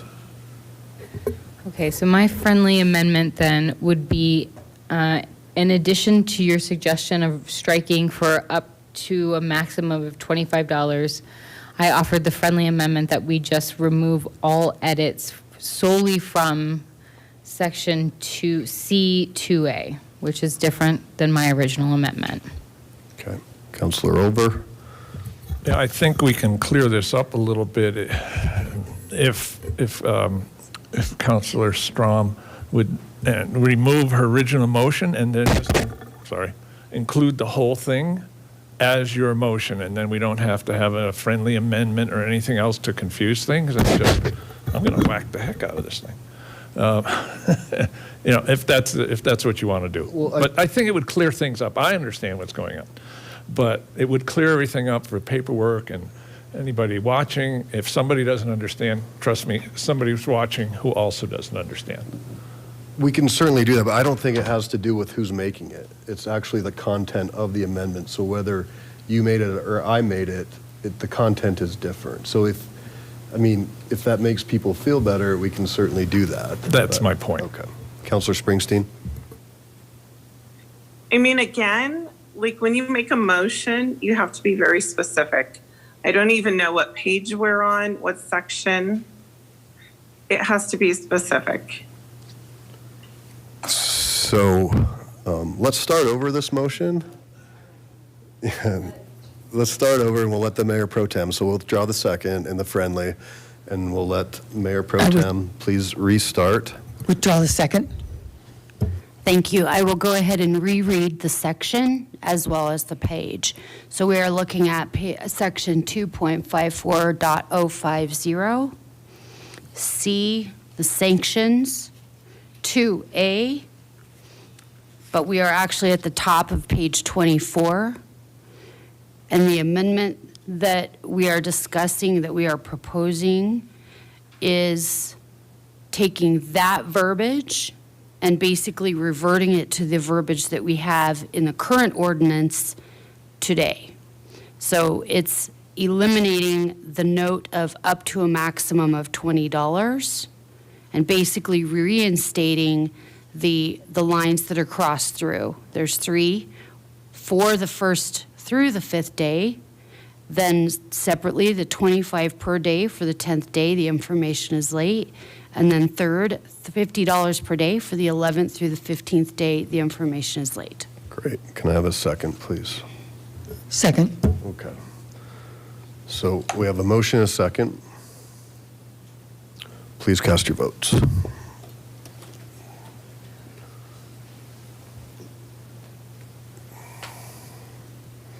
So that passes 6 aye, 4 nay, the nays being Olver, Jansen, Springsteen, and Abel. Okay. Councilor Matt Guerrero, you had a question to the process. Wrong button. No, I wasn't a question. I was just going to, it was about Councilor Abel's question on process and timing. And I was just going to give my opinion, which is that, given that we've heard that there's no legal ramifications or issues with updating this at this point, while I recognize that several people have filed, I think that it is an appropriate time of year to pass this piece of policy. I think that the adjustments are not going to fundamentally change anybody's strategy. And assuming that we promulgate the new rules in order to ensure that our candidates can be compliant, I don't think that the fact that it's an election year is necessarily a good reason to continue to kick it down the road. Okay, any other comments? Could we have Councilor Jansen? Can you unmute, please? I agree with Councilor Matt Guerrero. Okay. So Mayor Pro Tem, could I have a motion to adopt 2023-7 as amended? Mayor Paul, I move for the adoption of ordinance O-2023-7 as amended on second and final reading. Second. Okay, we have a final motion on the table for the whole piece that we've just gone through. Are there any other comments or questions? Please cast your votes.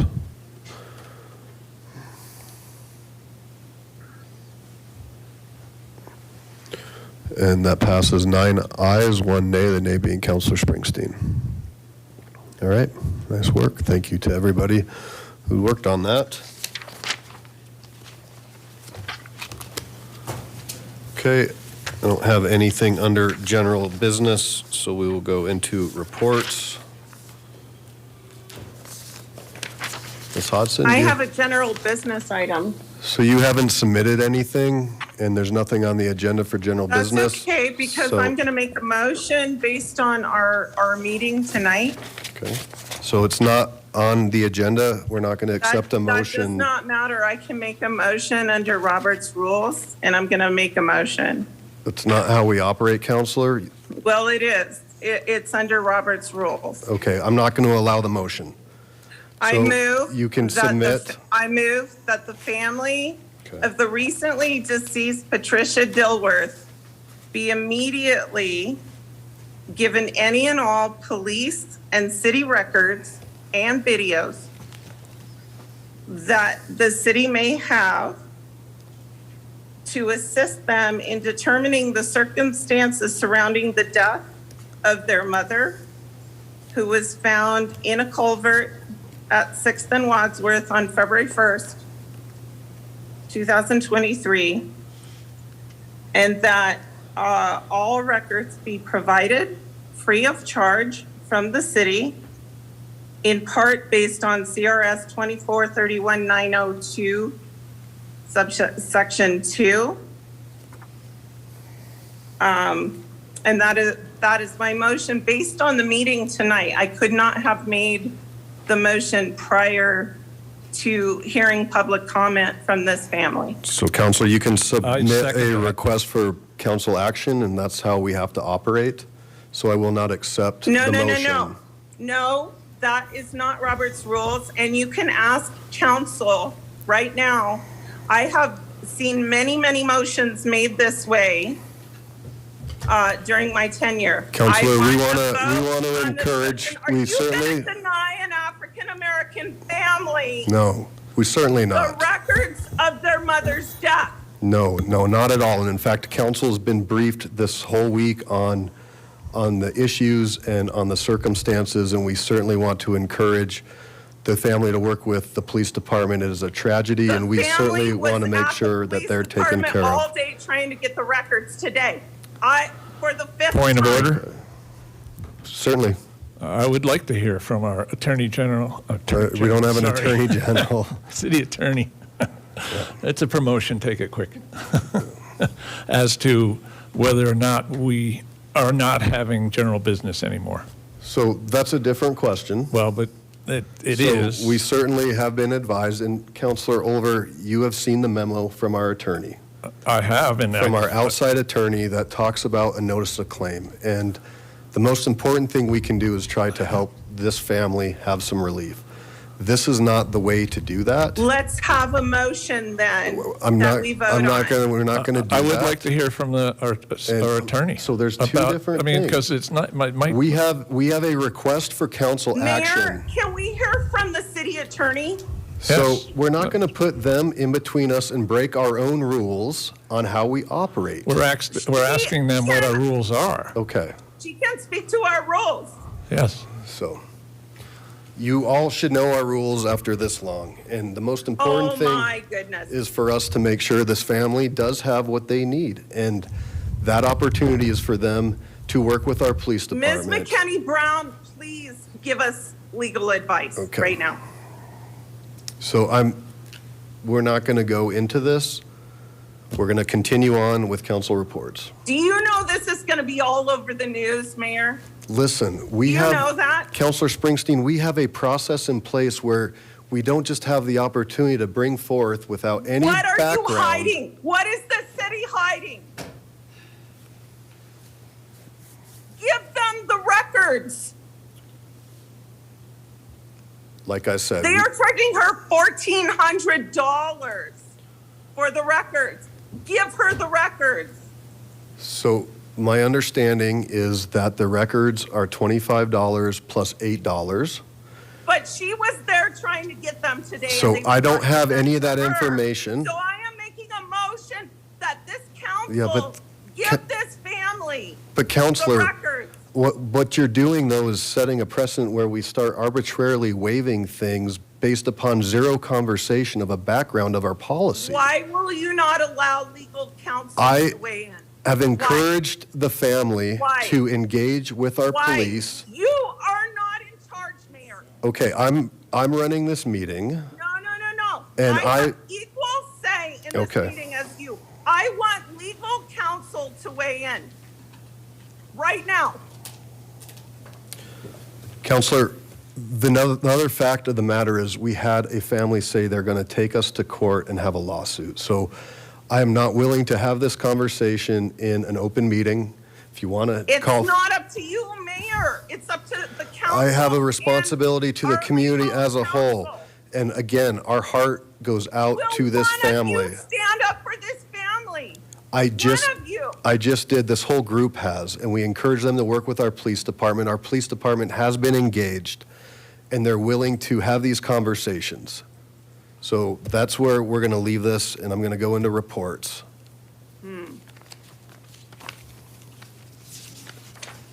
Ms. Hodgson, do you have a report?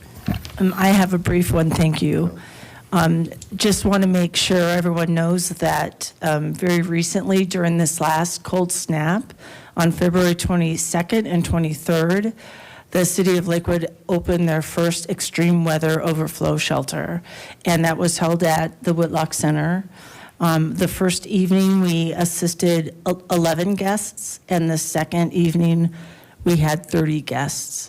The temperatures dropped down to 11 below zero. So I'm very grateful to the staff who put this endeavor together very quickly. We did this in just about a couple of weeks, realizing that we couldn't just rely on the churches to take all of the responsibility. In retrospect, this facility that we used for this cold snap most likely won't be used long-term.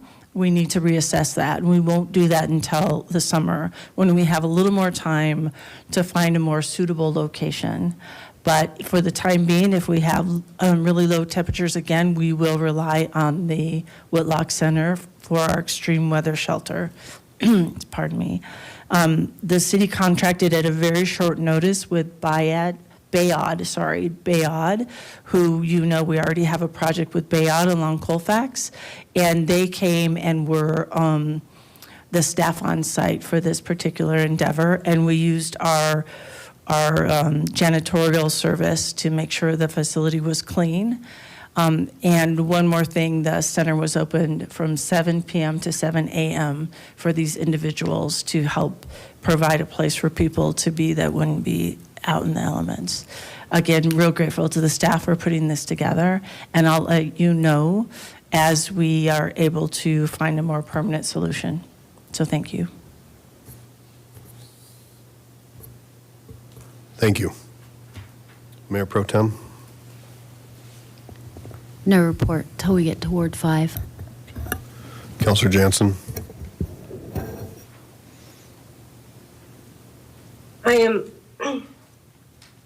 I was never briefed on what happened. And so tonight coming into this meeting, it was very shocking to see that one of our citizens died in a ditch and nothing's being done to help this family. I can tell you what it's like to hold a lifeless loved one, not knowing what the heck happened. I really do. I mean, I understand. I just almost left. And yeah, I would like something to happen to help these people. We help everybody else, you know, but yeah, we can't help these people. $1,400, we can't help them. I would like to. I'd like to reach into everybody's heart and say, you know, people, this is a horrible thing that's happened in our community, and I'm just very upset about it. So thanks. Councilor, I appreciate that, and please check your email, because there's an email from the chief that outlines what has happened and what's transpired, and there's certainly absolutely, all of City Council received it, I believe. Is that accurate? All of City Council received the correspondence last week. So, Ward 4? Yes, Ms. McKinney Grant Brown, we've talked about this and the possibility that Councilor Springsteen's suing us and what we can talk about. And so I would like a clarification on when we can talk, because I think we can talk during general business, or we should just take it off the agenda if we can't say anything at all. So what is it actually? What's going on here? I know you've reiterated this to Councilor Olver and Council before in a memo from an outside attorney, as well as just recently. So if you want to provide a summary, that's fine. I should. Because Councilmember Springsteen has named me personally for her harm suffered, I'm not weighing in on any direct requests, because that would certainly be inappropriate. As you all know, we've all been asked not to participate in any off-agenda items whatsoever, because we don't understand what or how that may have impact upon how the city council is held liable under Councilmember Springsteen's notice of claim. We just don't understand. So staff is not participating in off-agenda items. City council has been advised, and you can take the advice or not take the advice. Councilmember Jensen did contact me last week and ask about the role of the general business on the agenda, and there isn't general business under Robert's rules. That's something specific to this city, and what it is for is not adding in off-agenda items to be voted on. Your own rules, your own procedures say that it's for bringing items from city council that are something to be considered. So if it is put through the regular city council meeting agenda and meeting packet process, it may be placed on the general business agenda, but it's not an off-agenda item section according to your own rules. That's all I know about that. That's it. That's the only information I have. Okay, so I did read the letter from the outside attorney, and then when I talked to you, and I think you just confirmed it, is that we can follow that advice, or we don't have to. And we might open ourselves up to lawsuits. Or the city. Or the city, and that's where the mayor gets his authority to stop us from saying anything, it sounds like. Because, I mean, if I decide to say something and open myself up to a lawsuit, that's on me, is the way I see that. But he would have the authority to stop anybody from saying anything, because it opens the city up to a lawsuit. Not exactly, and I need you to go back and read the attorney-client privileged advice. It's not appropriate for me to discuss this in open meeting, but please remember that each of you are acting within the scope of your authority as city council members. And so anything you do while you're sitting at the dais is as a member of the city council. And I think that any further information, you should go back and review the privileged documents from outside counsel. Okay, thank you. As for the Ward 4 report, I'm going to have a Ward 4 meeting on, little change of speed there, on March 22nd, which is a Wednesday, at 7 o'clock at the Lutheran Church of the Master, which is on the corner of Alameda and Jewel. Thank you very much. Okay, Ward 3.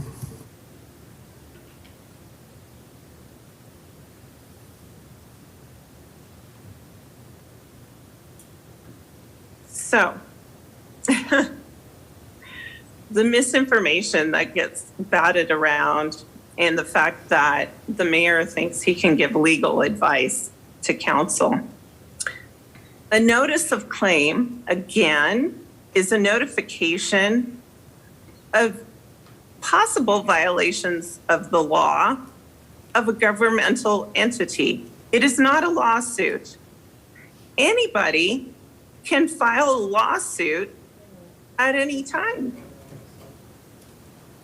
So to make this some big ominous thing where we have to change our meetings, and beyond that, there have been many times that people have made motions off topic. In particular, I will cite a motion made at the end of the last council before the election, in which the mayor sent a letter to intimidate me to the IEC, the Independent Ethics Commission, and they responded within an hour to say he had nothing coming, but he didn't tell anybody about that for 6 weeks. So who is being unethical? However, the way that came about was based upon an off-topic motion that nobody had submitted ahead of time. So when I make an off-topic motion to attempt to help an African-American family whose mother was literally pulled out of a culvert on February 1st, and they have a lot of questions surrounding what occurred, particularly because there is surveillance video in the area that indicates that she might have been abducted, that needs to be investigated. Although this city is saying that she died from the elements, shut up.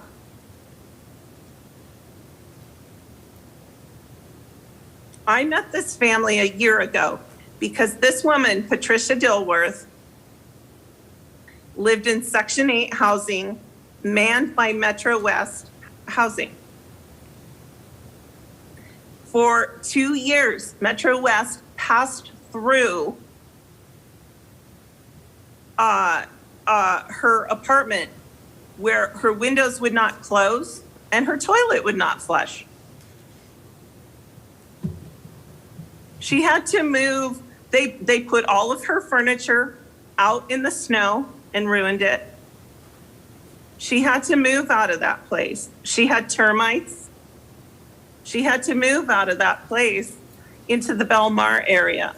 That's why she ended up there. And then on January 6th, she went to the hospital, came home, and then turned up missing.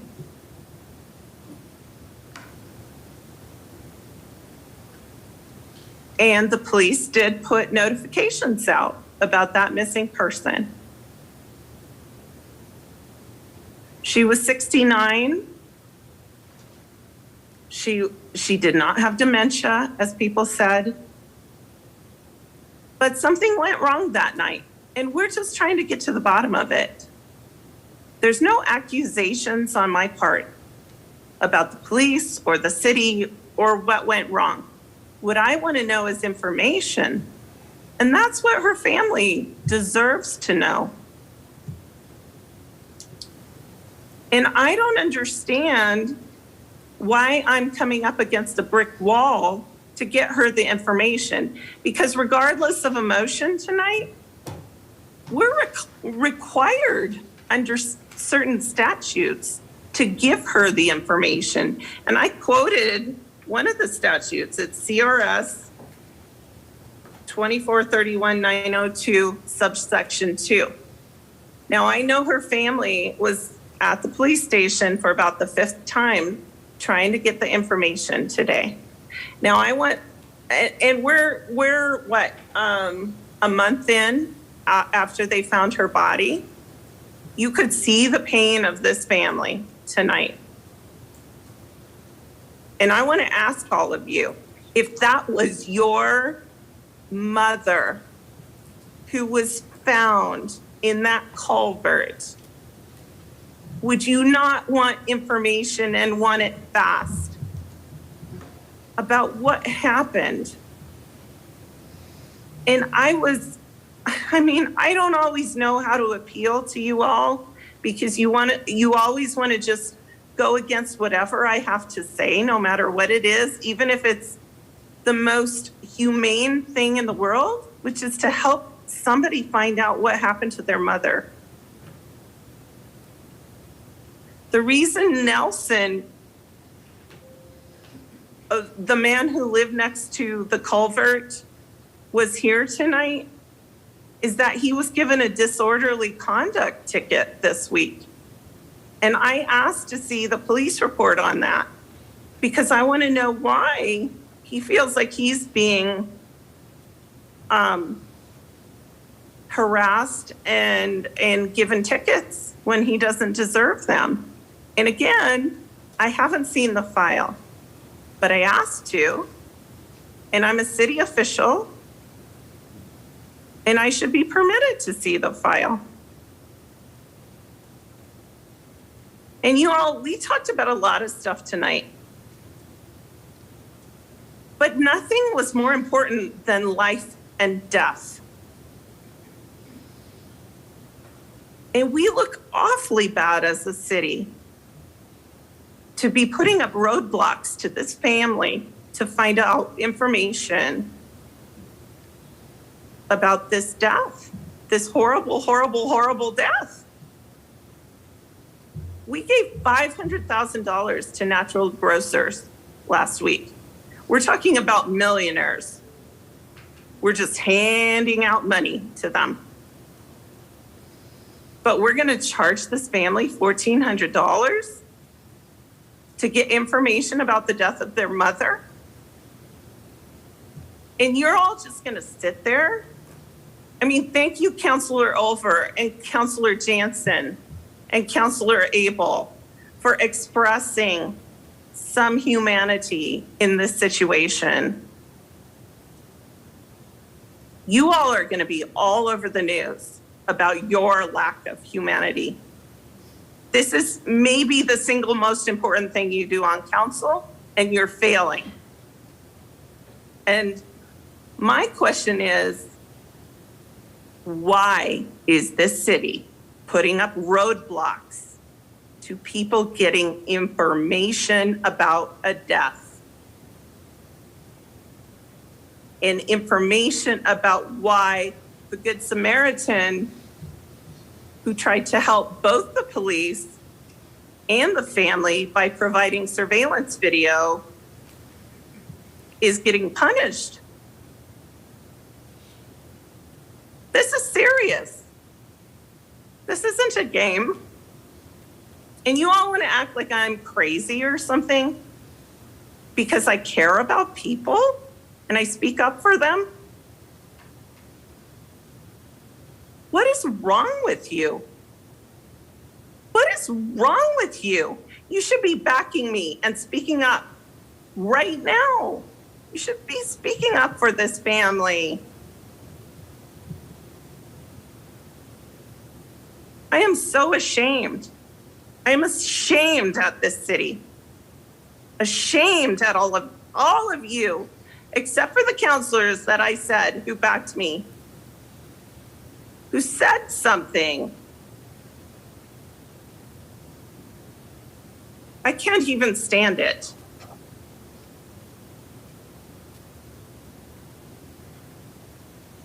Councilor Stewart? Thank you. I just wanted to express how grateful I am to the city for the quick work with the emergency overflow shelter. 11 folks one night and 30 folks another night. I know this conversation was really started by several colleagues, but I again want to call out Councilwoman Miat Guerrero for her springing into action and working with the community the first time we had the cold snap and really kickstarting this conversation on the fact that the city needs we need a better plan. We clearly can't rely on anyone else to do it, and we need to do it ourselves because all of our neighbors deserve shelter and warmth and to be safe and to have a fair shot. So just wanted to thank you and remind everybody that there is the Blarney on Belmar. If any of you are awake at 11:30 at night and are making Saturday plans on the Belmar Square this Saturday from noon to 5, should be a good time.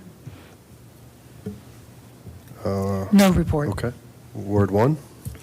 Well, I have a report. Councilor Maya Guerrero, my apologies.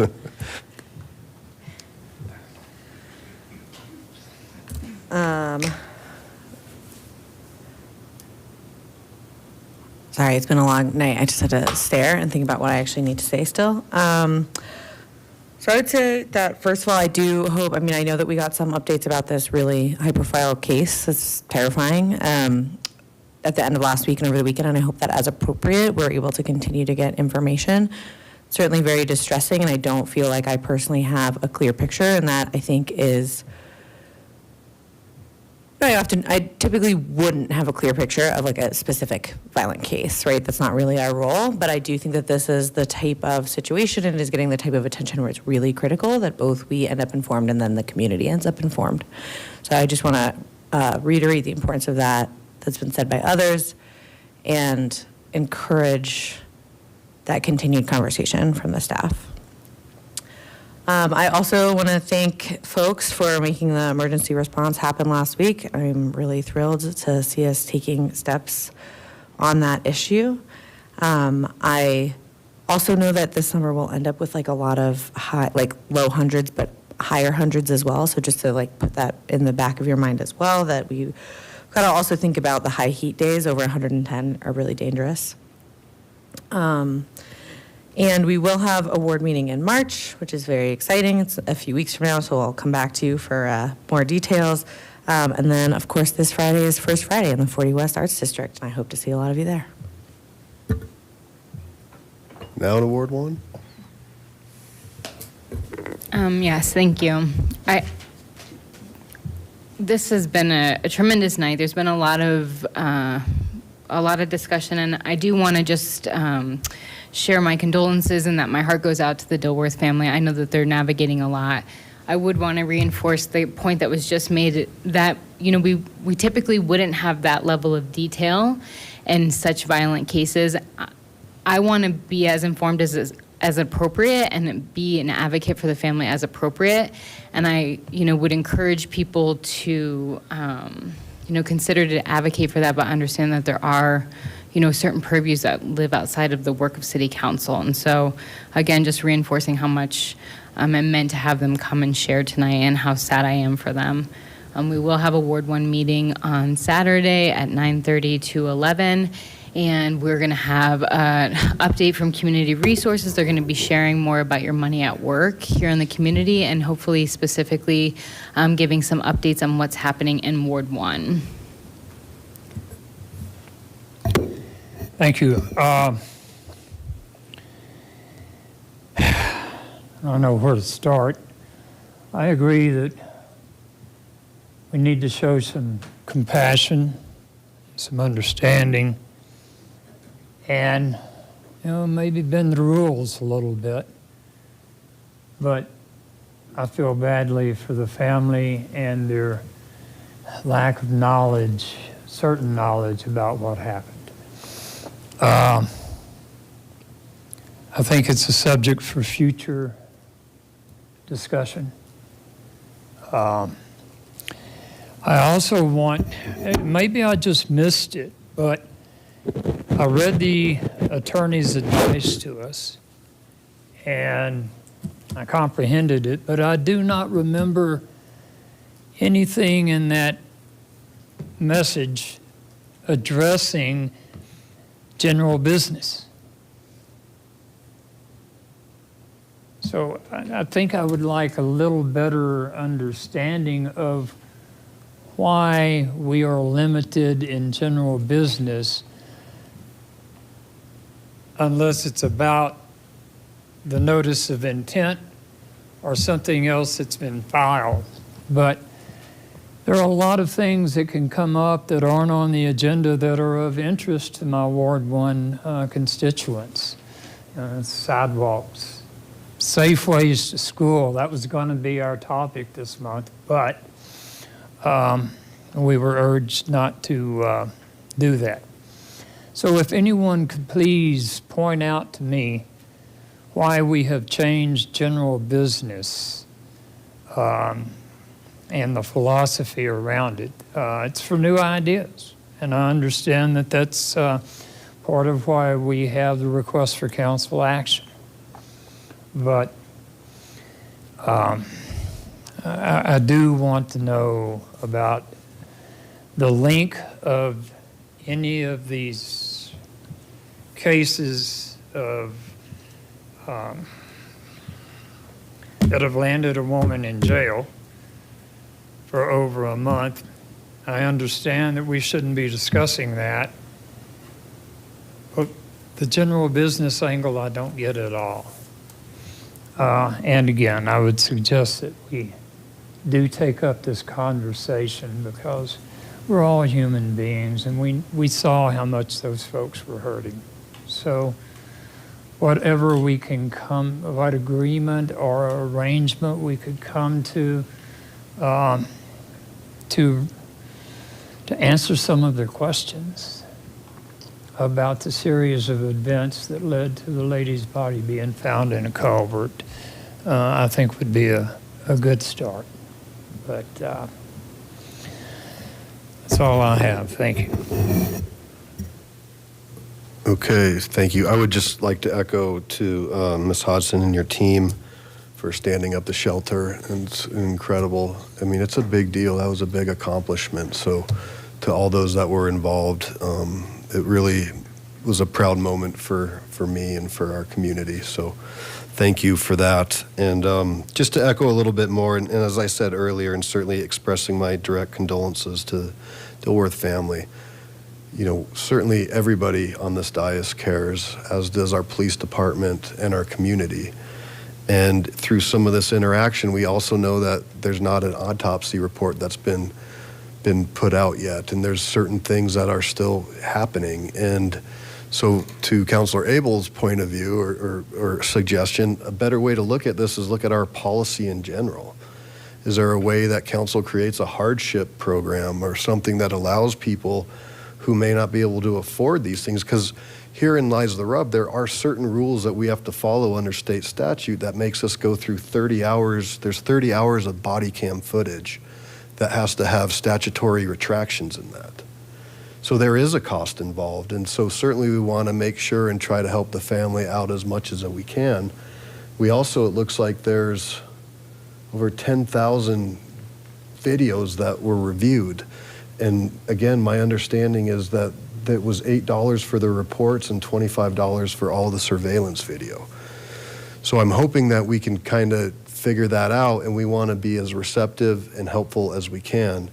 And I want to say that, you know, these sort of things also bother our police community, and trying to understand and trying to, you know, deal with, you know, a loss for a family. And it's a challenge all the way around, but I don't want that to ever be lost. In some ways there was a judgment that people up here don't care, and I know for a fact that the folks on this dais do care, as do our police department and our city staff. So that is all that I have in that regard. And, you know, the notice of claim is a challenge. And in some ways it's a tactic that's used, I think, to silence people up here. And it's unfortunate because we're stuck in this rut where we are trying to balance. So when we're a body, we have a fiduciary responsibility to the city of Lakewood and to the folks that we represent. So we're not in a good situation. It's unfortunate. We didn't bring that upon ourselves, and we'll just continue to navigate that the best that we can. And so with that, I think we got a lot of things done tonight. Remember that we're going to have an executive session next Monday at 6 p.m. where we'll pick up our other discussion that we thought that we were going to be able to get through earlier tonight. And then I will remind council that there are requests for council action forms, and also that there are, I think, at least 2 to 3 emails from Mr. Goldstein that have some more information based upon the requests that were coming in. So appreciate everybody's time. Thank you to the Lakewood Police for being with us tonight. We'll adjourn at 11:35 p.m.